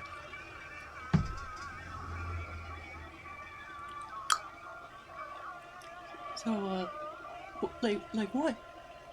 I don't know. There's just been a lot of cars coming in from out of town. Yeah. Oh, that reminds me. There's one of the big bosses is in town. For what? I don't know. They came here just like within the last week or so, and they've been staying up at the mansion with Mr. Van Hook. Okay. What do they look like? Do you know who it is? I think it's one of it's one of Dick Grayson's kids. Really? Yeah, it's kind of a younger guy. He's a little bit just. He doesn't really talk to me, because it's just me. It doesn't really seem like the kind that would talk to anybody here. But he just kind of came in and he's got 3 guys with him, and they're awful weird. Doc. Weird how? They're always in suits, and it's hot, and they don't ever take off their jackets, and they've got really big, thick jackets, some of them. One of them's also real big. Like, don't know how they make a man that tall. He's real big. And he's been kind of in and out. All right, well, Tim, if you notice anything, just maybe keep an eye out. Okay. Maybe there's some opportunities to be made here. Yeah. We have the machine now. We don't have to do everything by hand. Maybe they're looking for some kind of service if they have something big going on. Oh, like they might be interested in buying They just might something. be interested in something. Yes, of course. Tim. Yeah. Just, hey, keep an ear out. Don't say anything to anyone. Just let me know what you see, what you hear. Yeah. I know. Sometimes my dad finds people for you. Do you think maybe I could ask them about stuff? I could ask them, and see if they wanted stuff. Let's see what's going on here first. Okay. This is a good trial run. Yeah. And then after this, we'll see what's happening. Yeah. Oh, great. And go ahead. You got this, Tim. I'm really just invested in Tim now. And take both of these for an intrusion. And that's nice. Tim seems like he's ready to make some wheels and deals. One of those is for somebody else, and one of those are for you. Can I tell that? No, you have to give one of those Oh. away. Can you tell that you can either hand me an extra XP to make it go away? You can tell, yeah, he's like really pumped up. You know that when he gets that look in his eye, he's like, I'm gonna do great. I'm gonna impress everybody. This is my time to shine. And again, Tim, discretion really important, okay? Yeah. Discretion. I can do it, boss. Doc. And hey, just one other thing. Has anybody been around with like a Buick lately? Yeah, that's the big boss. Yeah, that makes sense. Okay, thanks, Tim. You're doing great. Thanks. Oh, do you have any more boxes that I can carry? Yeah, I got plenty of boxes for you. Don't worry about it. I'll get some out there. Awesome. So I'll start packaging up some extra heavy boxes for Tim, because Tim's doing great. All right. Anything further at the pharmacy before we move back to the schoolhouse? I think Dennis will just be like, Bobby, you're skipping work. You gotta keep your head down. What are you doing just standing out here? Keeping my head down by skipping work. I don't understand. People can still see you. People But they can also see me at work. Listen, don't think that I'll be at work. And if I'm not at work, then I won't be there. Right. but if they see you outside of work when you're supposed to be at work, why don't you and I go for a walk? And Dennis is gonna try to take Bobby to the woods. Oh no! He will stop. This is where Dennis old yellers Bobby. Oh my god. Oh no! He's gonna take him out back with a shovel.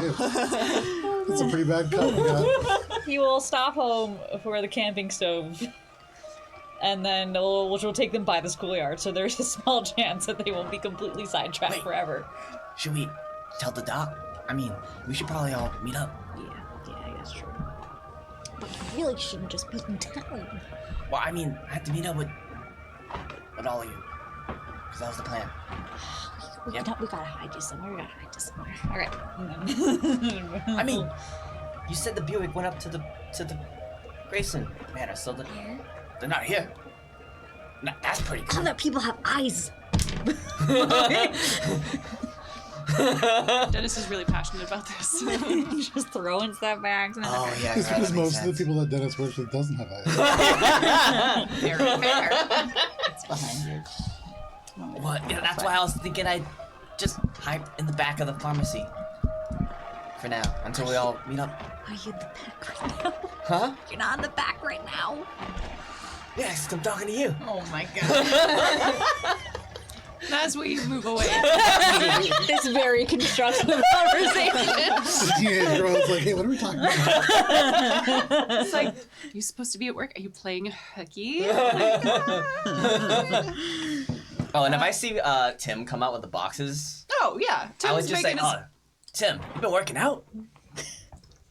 Trying to help him out. Cannon. No, I'm just naturally this good. Oh. Impressive. He rattles around in the box. We move back to a scene at the schoolhouse with, wow, that is so loud, birds. Sorry about that, Cynthia. And you feel the Sullivans arrive past your wards and up to the door. And you hear the very stiff yet kind of hesitant knock of Cindy Sullivan as she makes her presence known. So I open the door. Cynthia, Floyd. Hello. Headmistress? I understand Floyd wanted to take care of the chickens. Yes, that's right. Didn't you, Floyd? Just around the back. Why don't we all go? Floyd, you can feed the chickens. And you walk around. Extra secluded in the back, I assume. You have a lovely view of some bushes that you've lined the edge of the schoolyard with. And over top, the adults can see, but the kids have a little bit more privacy. You can see the river and Graysonville beyond. Okay. So she hands a bucket of like chicken feed to Floyd. Go on now, Floyd, just like you did in school. And you know to like underfill the bucket, and so there's just a little bit in there so that he can, you know, without much trouble, make his way over. And you head towards a line with clothes drying, so you can kind of have Cindy stand behind one of the cloths so that you can keep an eye on her and the boy and anyone from across the way, but no one can keep an eye on Cindy. Okay. So now that this scene is set, Now, Cynthia, perhaps you'd like to tell me a little bit more about what's going on at home. After you all arrived, and we had dinner. It went very nicely. I wasn't able to give Doc Rose his spinach cake, but maybe next time.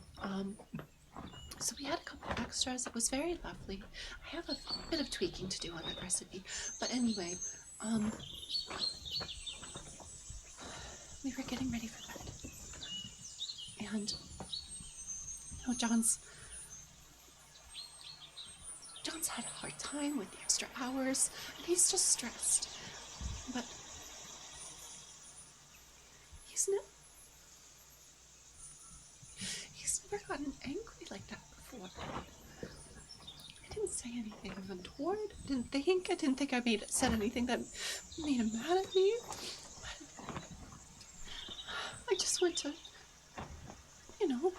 as married couples do, give him a kiss before bed, and he grabbed my arm, and it hurt. There's something wrong with him. He had something in his eyes. It wasn't John. And I know that the good Lord says that sometimes demons lead you astray. But ever since that strange man came to visit us, something's been different. And I thought maybe it was just John trying to make peace with some of the extra hours that he's had to work and the wage cut. But now he's so angry. This morning, just headed for work, he didn't say anything. He just slammed the door shut and grabbed coffee from me, and it wasn't pleasant. It wasn't him.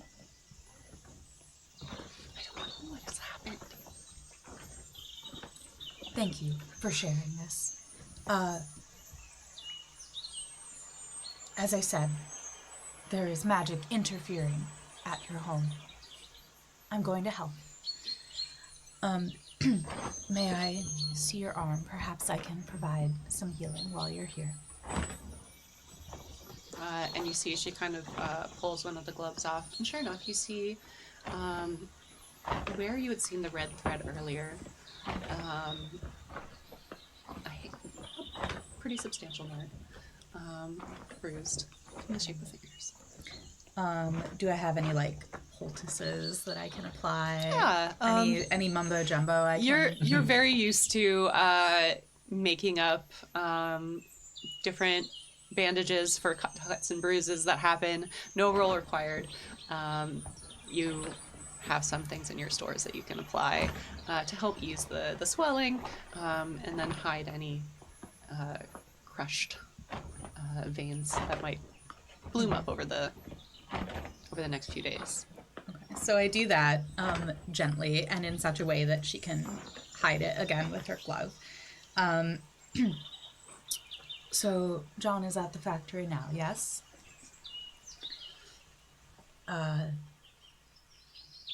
Cynthia, you may know that I have some talents, yes? And I'm going to use them to help you. In the meantime, perhaps let John be. Don't speak to him. And,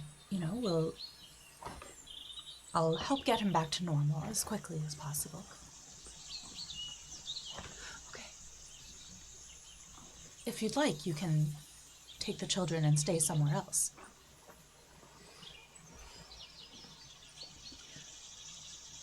I may...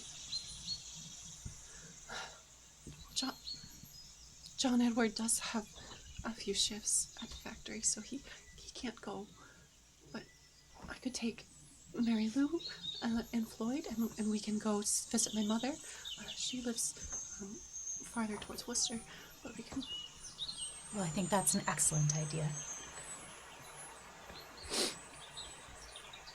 He's gonna be all right. I'm going to help. And I know you, you trust Thomas. And Thomas is going to help too. Thank you. I know the two of you don't get along, but the fact that you're both willing to work on this, it does make me feel better. Well, good. Now, you've got a few hours before John's shift is over, so that should be plenty of time to pack up the children. We'll handle him. And then she's going to be like, Here, write down the address, so that we can send for you once you can come home. Cindy writes the address down, and you tuck it away. You send both Cindy and John on their way with a small basket of extra vegetables, a couple eggs, some yarrow root in there as well. And they set off towards home to start packing. About this time, it's getting late in the, or rather, not late. The morning is over. Afternoon is drawing on, and while you're pretty sure that Bobby gets off at 5, maybe it'd be best to head towards the drugstore just to brief Dr. Rose on some of the things that are happening with the supplements. Bobby spent 3 years learning time, and so also 5 o'clock a little rough for Bobby.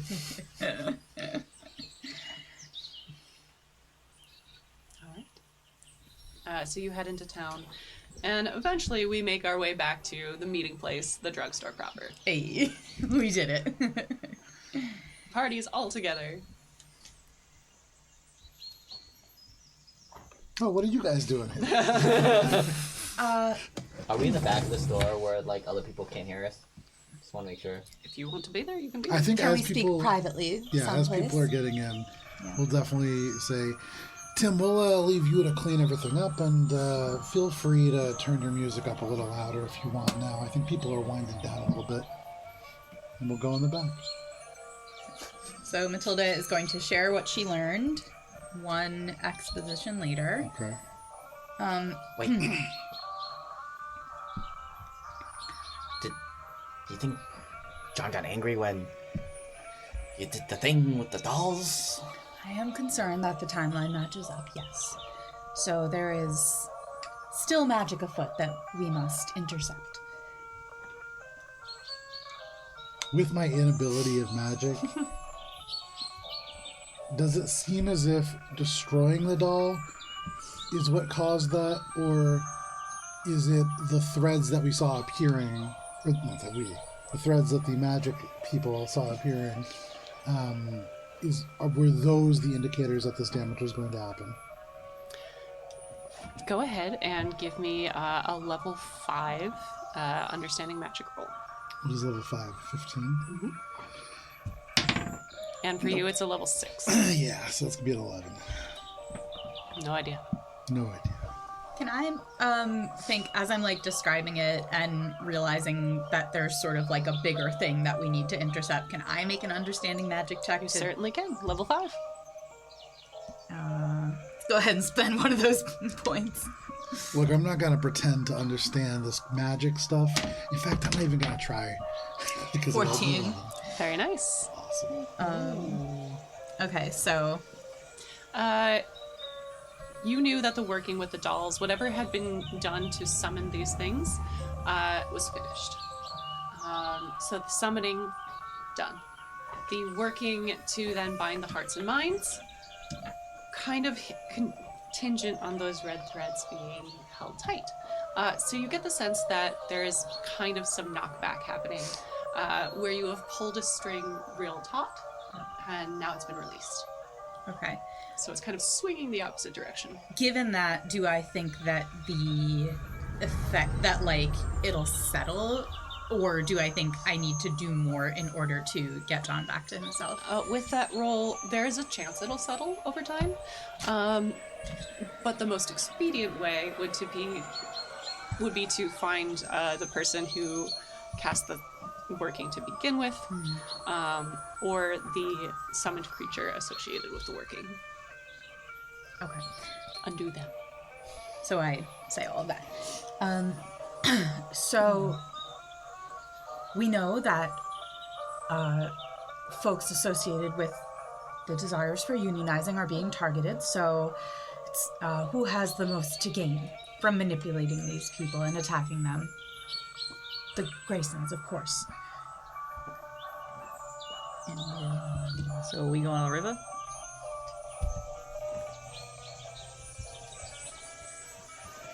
Why are we going to the river? Yeah, no, I'm a little bit I thought you said you unsure weren't about that. I thought Well, you didn't. confused I as thought you well. said you didn't want to go fishing. What's at the river? Fish. The first thing that we saw went to the river. Oh, the spooky boy. Yeah. Well, I suppose I suppose we could go find that entity. I mean, we could just go outside of the Grayson Manor, but I'm sure people notice. We're not I asked- exactly inconspicuous. Tim does some work in that area, and so I asked him to keep an eye out. Maybe we just let him gather some information for now. Are there any children that live at the Grayson Manor? No. The Grayson Manor It's is, that guy. it's just that guy. It's just the guy, okay. It's currently occupied by the overseer for the Grayson Mill, who is Ed Van Hook. And the Grayson family will sometimes come to visit as well. Okay. That's the dude in the Buick. And the big bosses come into town and visiting. The big cheese. The only one who knows that as of right now is Duck Rose. Go ahead, anybody can make a level 5. I guess it'd be history-ish, so that'd be intellect. Use one of my pool. I'll move it down. No. Should have used one in my pool. I did, but it didn't matter. 2. I got nothing. 7.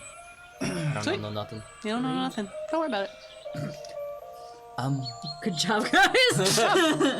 Well then, I told the others, but I should tell you, I didn't stay at my house last night, because when I came home, the Jimmies told me that the man visited them, and that they're looking for me, for the stories I tell. So I went camping. Very wise, Bobby. This further enforces the nature of the threat, I think. Perhaps we... Don't worry about that. That's just the radio. Oh, okay. Perhaps... I told Tim to keep it loud. That way, Tim listened to some weird stuff. he really does. But it's just all the kids these days. I mean, I'm sure Miss Stone could tell you all about it. Yes, they are, the children are different now than they were before, but I digress. Perhaps if going straight to the mansion is not an option, we can go find this spirit. Dennis, perhaps you can speak with it. We can learn more. Perhaps that will give us an advantage. So, I need to know the spirit, Doctor. I saw a spirit. How well do you need to know the spirit? I need, you can't just, it's kind of like, you walking up to talk to a stranger. You can't just, go up and, talk to someone. You gotta have, and without that, I can't,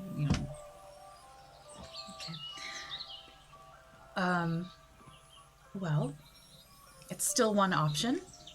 Anyone else have any ideas? I think I'm getting confused, but did we say something about that there were spirits that were turning into humans or looking like humans? 3 of them, yeah. Okay. At least. Okay. And they're the ones in the Buick? Or driving around in the Buick?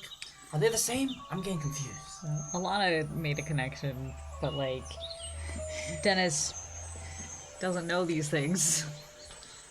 So Can Dennis roll for Alana's connection? Dennis was not there when that information was shared. yeah, Dennis doesn't know it. So Hannah has no clue what connection Alana has made, but that's okay. Vincent No, is it's getting mine. lost in I'm what trying to Vincent remember what knows it and was. what Bobby knows. It was, oh, God. I mean, if there are spirits What did Tim tell me? that are showing up and becoming people, then they would look like people that aren't from here, right? Otherwise, we'd be seeing double. And then, so Strangers, right. they look like strangers, people from out of town. Tim had actually mentioned something from somebody coming in from out of town. It was one of the Grayson kids, actually. Oh, right. And they had said they were the ones that was driving the Buick. That's what I remember. and they had 3 bodyguards. 3 bodies. I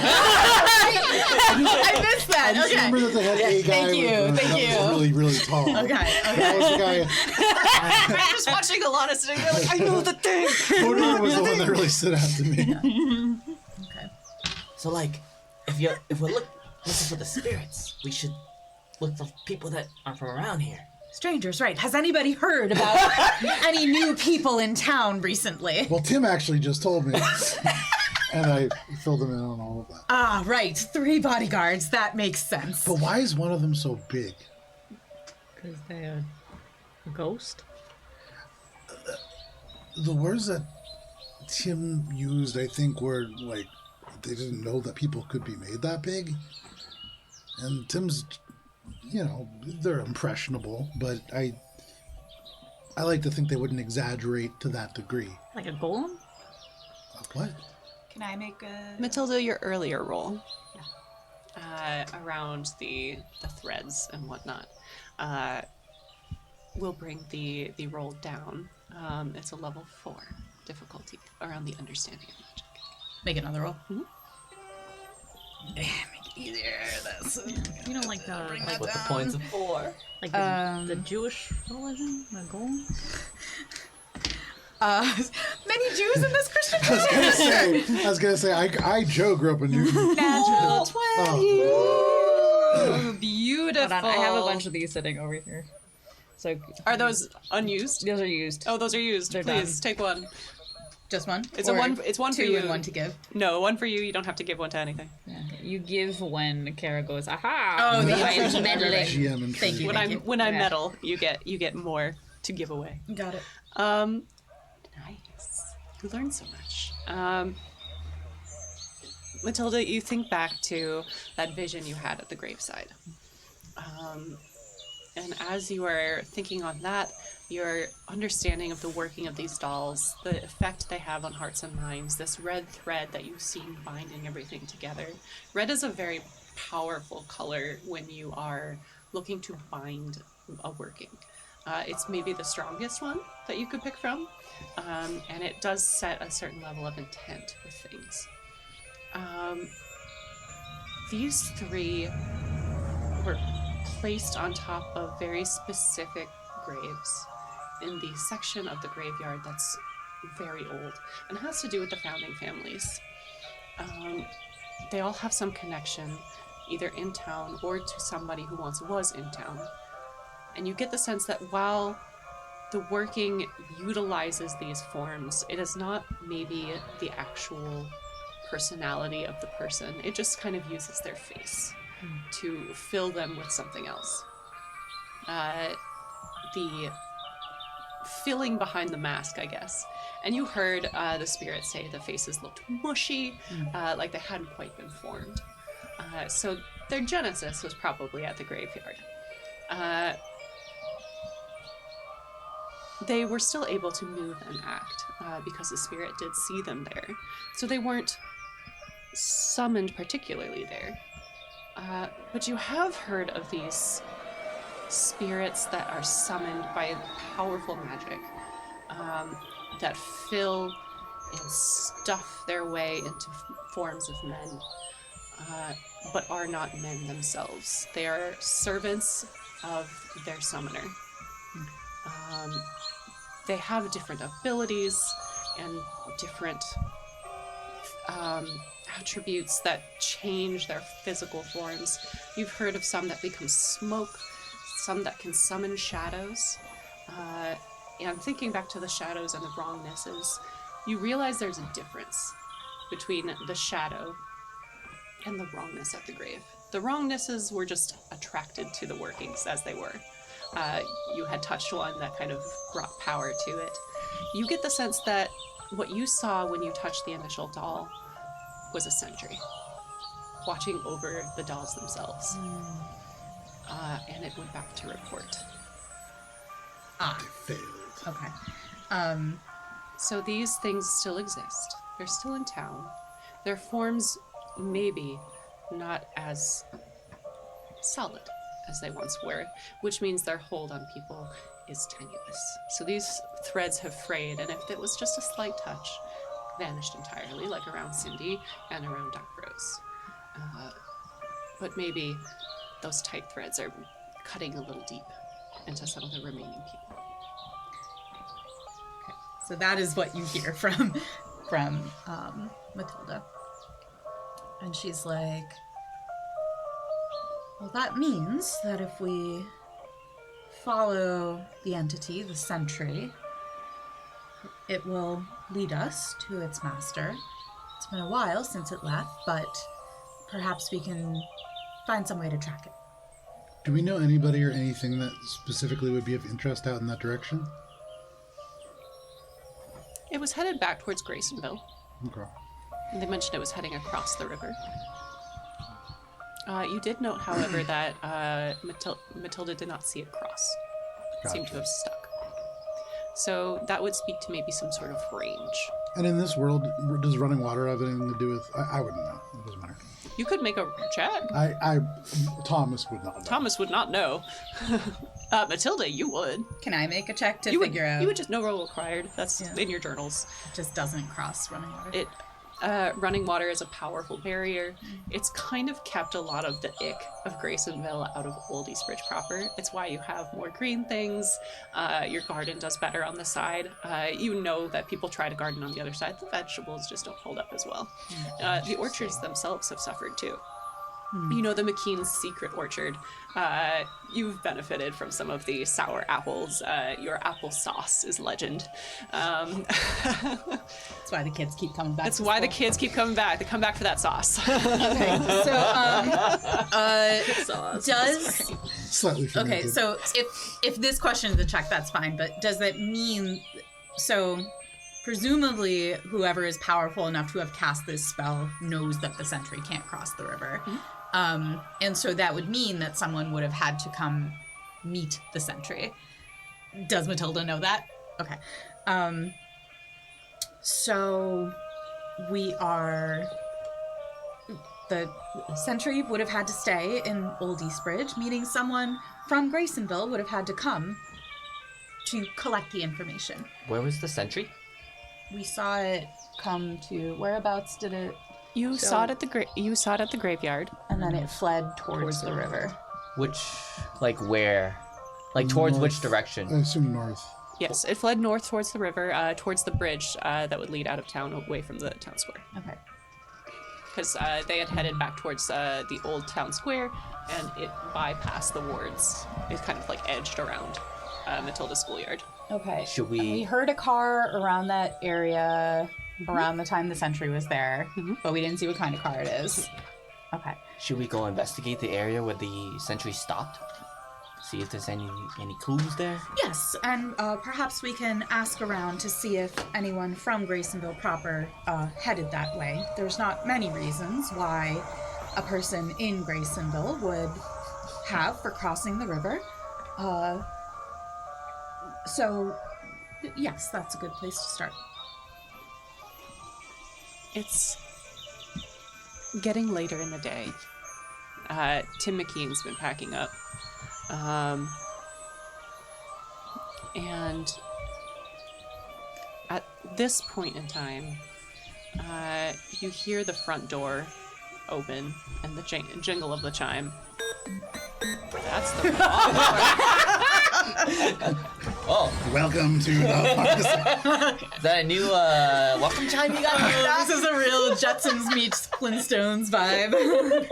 Tim, can you please turn your music down? I am sorry, Doc. I have been exposed. Sirenscape, the digital tool set.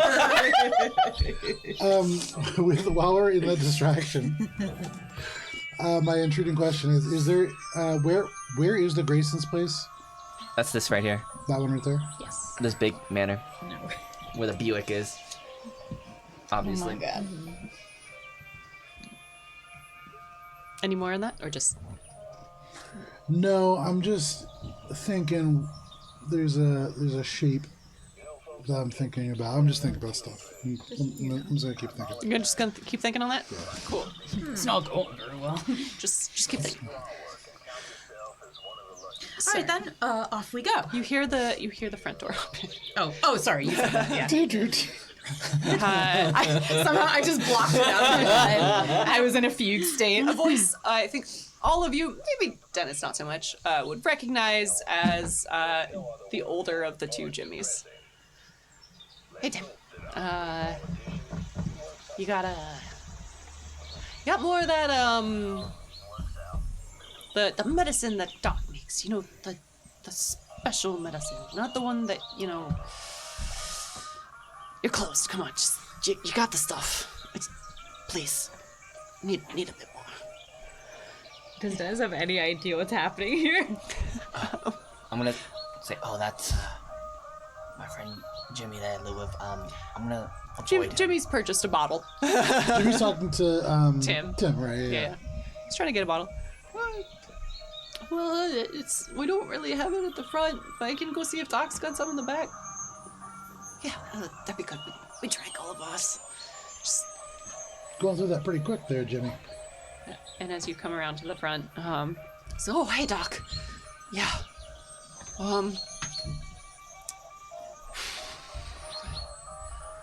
You know, the big bosses are here, and, I don't know if they've got new muscle or what, but they made an appearance at the mill. There was a whole thing this morning. Bobby didn't show up for work.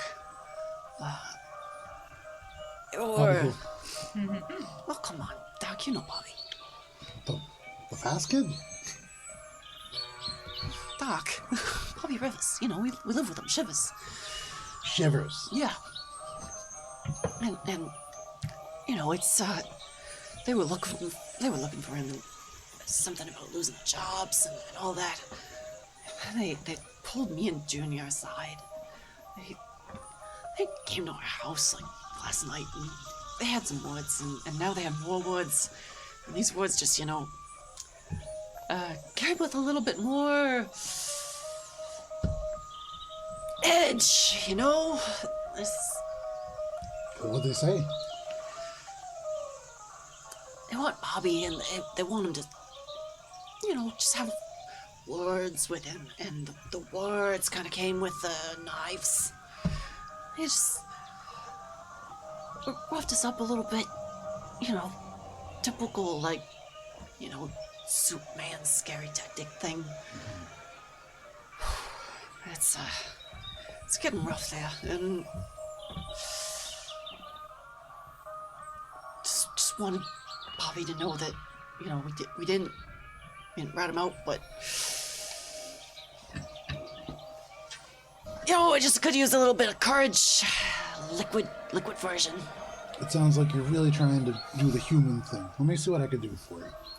And I'll go back and I'll the brand new crates that came in today. Are these finished product or are these just apples? They are not. They are the in between. They are not apples. They are the ferment. They are the juice that you would use to distill. Gotcha. They take care of the messy bit. You take care of the chemical bit.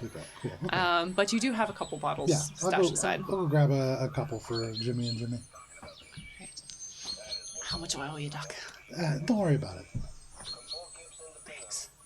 I think, I mean, this is technically a company pharmacy too, and I think if the company can take it, can give too, right?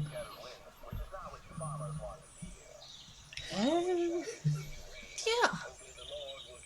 You just took a pay cut, right? You see, like, a look kind of crosses his face, like, yeah, paying us 20% less on top of a 20% cut from, like, 5 years earlier. Just not making as much as we used to. We really gotta stick together. A whole new floor they built, too. Strange stuff happening there, and that asphalt, man, it's not good for anyone. That's what I've heard. It's asphalt, some kind of radio. No, it's comes from the tar factory. It's out of town. This is new for us, right? It's newer for all of you. You do know that it's used to make shingles. There was a big to-do when it came in. There was, like, some big party celebrating the opening of the new floor, but it has increased work. Gotcha. You know, I'm sure you got more cough syrup selling than anything else. It's always done pretty well. But what kind of stuff is happening up there? I mean, you know. I mentioned if Bobby didn't show himself soon, that Jimmy and I might be out of a job. And maybe out of a couple fingers. We said we haven't seen him.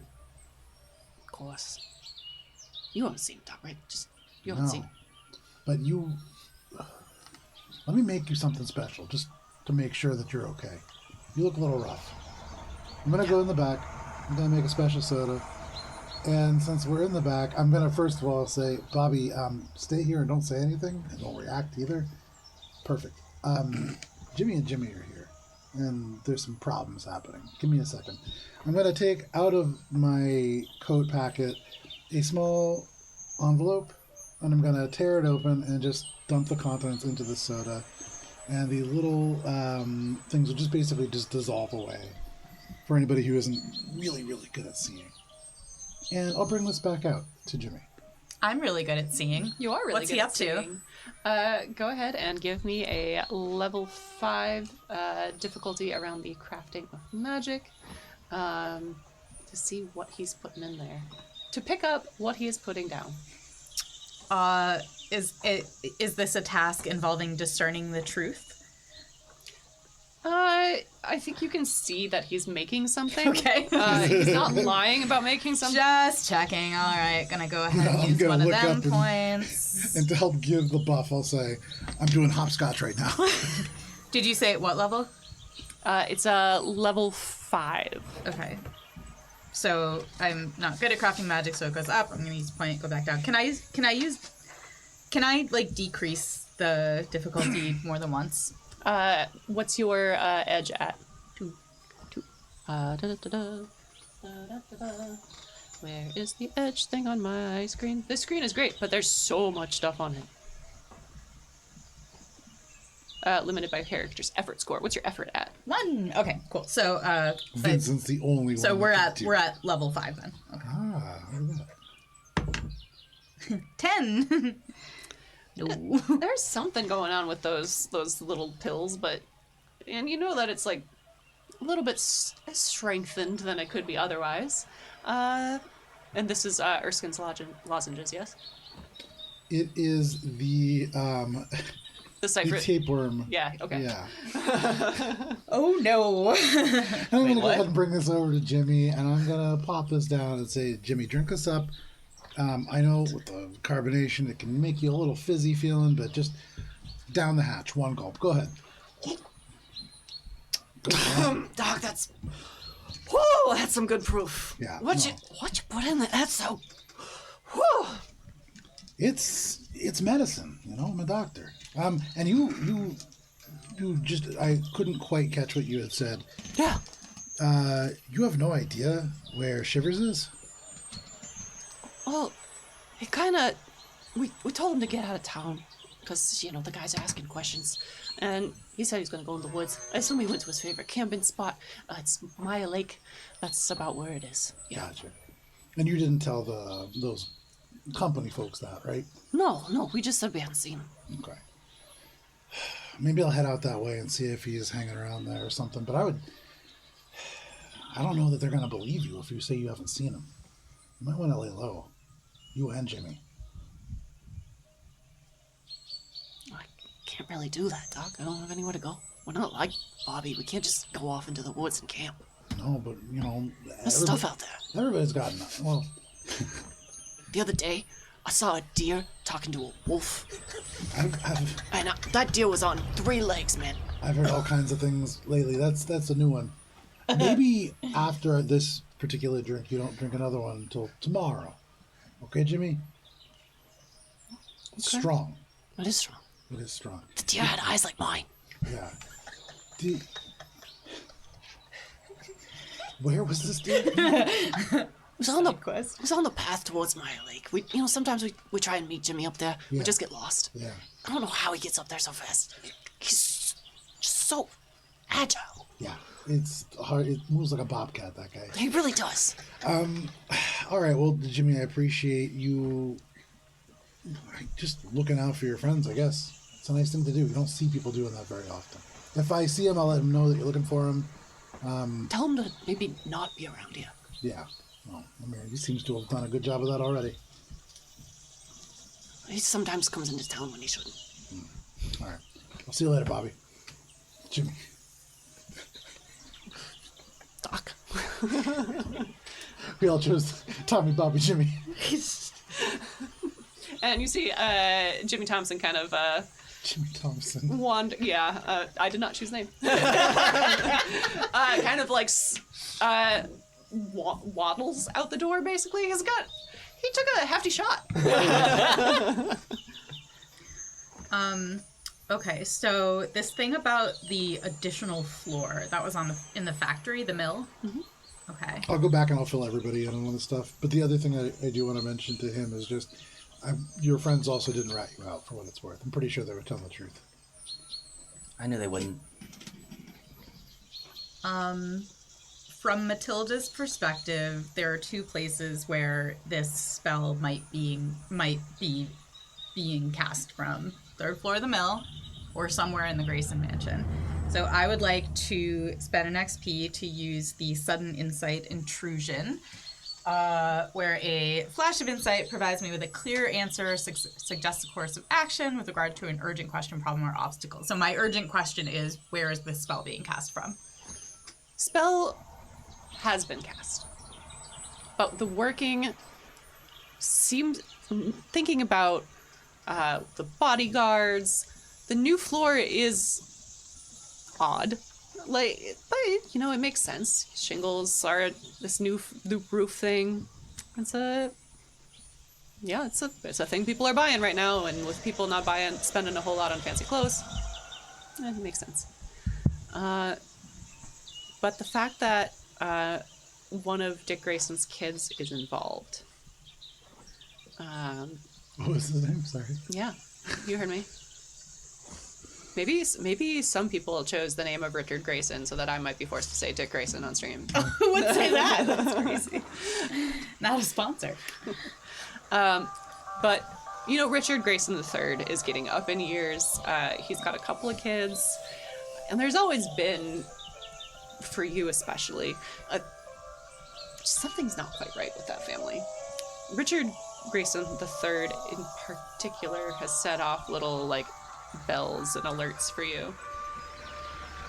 And you know that with everything being as it is, having a line this strong and this long, they have something of magic themselves. You've had dealings with the Grayson family over the years. They've donated to your schoolhouse, and every single time they donate something, they show up, but never cross into the schoolyard for these events. The events are always held on the Graysonville side. No one ever comes down to the schoolhouse to say, look at this thing I've donated. When the roof was put in, the celebration was held in Graysonville's town square.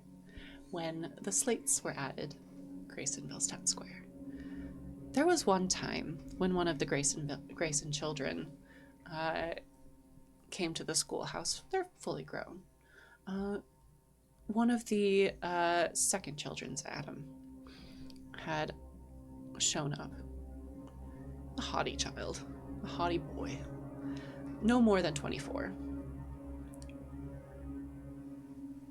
He didn't cross your wards. He seemed to know they were there. The Grayson Manor may be your best bet. Okay. They are quite powerful, though. It's an old line, the Graysons. And as you are, it's dangerous for you to head to their territory to face them. Certainly the spell was cast there. But going to visit an entity like that on its home ground, is very dangerous. Much easier to take it out of its territory. Oh, draw it out. Draw out, yes. Thank you. Not take out as in yes. Okay, so Matilda's gonna kind of relay that as best as she can, and she's gonna say, we need to find some way to get the Graysons out of the manor into neutral territory where we can neutralize. Well, the Graysons or their bodyguards? Because we should get rid of the bodyguards because they're the spirits, right? The Graysons are the ones responsible for the magic.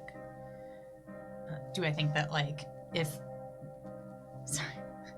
Perhaps removing the cause of the spell is what needs to happen. Do I think that?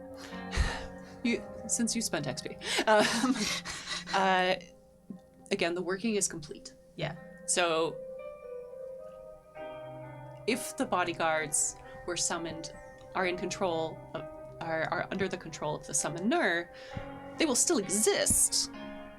They just won't be controlled. Okay. Bobby, you're right. My friends are in trouble and they said they're gonna hurt them. We should, and if they do, they'll probably use those bodyguards. We should take out the bodyguards before they hurt my friends and anyone else. Right, you are, Bobby. So where do we find them? Well, I got a plan. Do See, you now? they're looking for me. So, Yeah. we could just let them think they know where I am to draw them out. I could be the bait. That sounds fine. Also, Assuming you're willing to take that risk. it sounds kind of like they My friends take a lot of risk for me, so I gotta take risks for them. It also we gotta sounds protect this. like they're going to be going after your friends one way or another. If nothing else, other than to ask them some questions. So maybe we could meet them there. I mean, that's your home turf, quite literally. I could also work. I Wouldn't don't it think be better fighting to in the keep mill them is a good away idea. from Jimmy and Jimmy? James and James? Do you think that Mr. James and Mr. James Jr. are... Do you think that they're going to be safer themselves either way? I think if we draw their attention to Bobby, that's where they'll go. Is the mill going 24/7? No. There are times when the mill is shuttered. It gets dark. Not really safe or productive to work in the dark. I mean, like, I wouldn't want to bring them to the mill while the mill was going. You know, while people get involved, someone might get shoved, someone might get hit into a machine. Not good. But if we go after hours, you know, maybe they think you're there to tamper with something. No, bit safer. Pretty good idea. Yeah. So, we just need to... I don't know how dangerous these spirits are, but if we tell them just one location, they're just gonna send all of them. Should we tell them multiple locations so they have to split their forces? Are ghosts that smart? I mean, I'm assuming they're taking orders from whoever summoned them. The more locations we share, the more people are in danger of getting hurt. That's a good point. If we tell them one place, I mean, I get okay, wait. If I were gonna take out a single person, I would send at most 2. You know, you don't want to put all your eggs in one basket. Plus, how much could a guy do? He's a guy. Bobby, did you tell them about your story this morning? Not the stories that, you know what I'm talking about. Oh yeah, I go and I tell them the story about the fish and the bear and the man. It might be that Bobby has really created a place that would be perfect for us to meet somebody. Or at the very least, that's where James and James could go. They'd be protected there. Are they skipping town too? Well, just until we neutralize the threat. You would need to convince them, probably. I mean, they, just like you, they need to work, but they're not willing to just skip. By the way, did that story mean anything to you? Did it mean anything to me? Go ahead and roll a level 5 understanding of magic. Woo! I'm good 'Cause at that. So If that's that happened to me level 4. last week, I'd be like, wow, that's real fluky. I mean, still fluky, but now that a ghost slashed me the other day, and now I'm just like, Alright, spending a point, and I'm trained, so it's level 3. But like Hey, the whole- 10. Nice. Yes. Man, these rolls are. Very efficient. I'm rolling a lot better here than I ever do in D&D, so that's exciting. You've heard of entities both powerful and associated with both the green and the dark, and those that are lost. This is for sure an entity associated with the green. It seems like Bobby making an offering has endeared him to them. And there is some sort of protection put over that site. Whether it's on the whole lake is something maybe a little bit different, but it seems as though that campsite particular is a safe haven. Well, I'm not sure if the spirits, the bodyguards, would be able even to enter that space. And so certainly it would be a place where your friends could be safe while we help them. Okay. So, I'll convince the Jimmies to go camp at the site for now. And we'll draw the spirits to a different location? Yes, perhaps while you Wait, bring the Jimmies to your site, since they don't know how to get there, the three of us could spread around word that we've heard that Bobby will be at the mill after hours. And eventually that information would get to the people looking for you and can all convene there. Alright. Alright, I'll go and get the Jimmies and to the campsite. Where am I meeting? The three of you and Surely we should bring Bobby at least to the Jimmy so that Bobby's not alone at any point. Certainly. Yeah. And one of us could go with you to the site. Okay. Bobby, if I might intrude, you can, as always, choose to refuse a GM intrusion by giving me some XP. Nah. Punch. Let's see. Who has the fewest advancements? Am I allowed to ask that? Yeah. So I just hit tier 2 technically. So Okay. I am. You did? That's exciting. Yeah. I have, mean, two. then- I have two.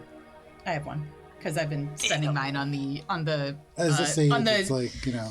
on the GM. They're so Please good. tell me what to do feature, which I really wish we had in D&D. I would like to intrude and be less You guys sick, are necklace at please. the Alright, what's going on? I guess that's true. That's certainly a low intensity sound. You hear sirens coming from the firehouse. Some fire trucks are headed towards the center of town, towards Graysonville. So you're in the pharmacy. The fire station is a little bit further south, closer to the mill. So if you look on your map there in the upper right corner, that building that's kind of all on its lonesome there. Right here? No, where Hannah's finger was. Hannah to your left. That building. Gotcha. That's the fire station. You see fire trucks blaze past as they are headed up towards the company housing. We should. Dennis just kind of goes out and the starts door. and starts striding his way to follow in the Skirts thing. hiked up. And as you all exit, looking up the hill at the fire trucks as they are headed off into the distance, you see the glow of a blaze coming from the company houses. Specifically yours. And when we come back next session, we will resolve this. The Jimmies. Oh, I hope they're okay, the Jimmy. Until next week. Bye.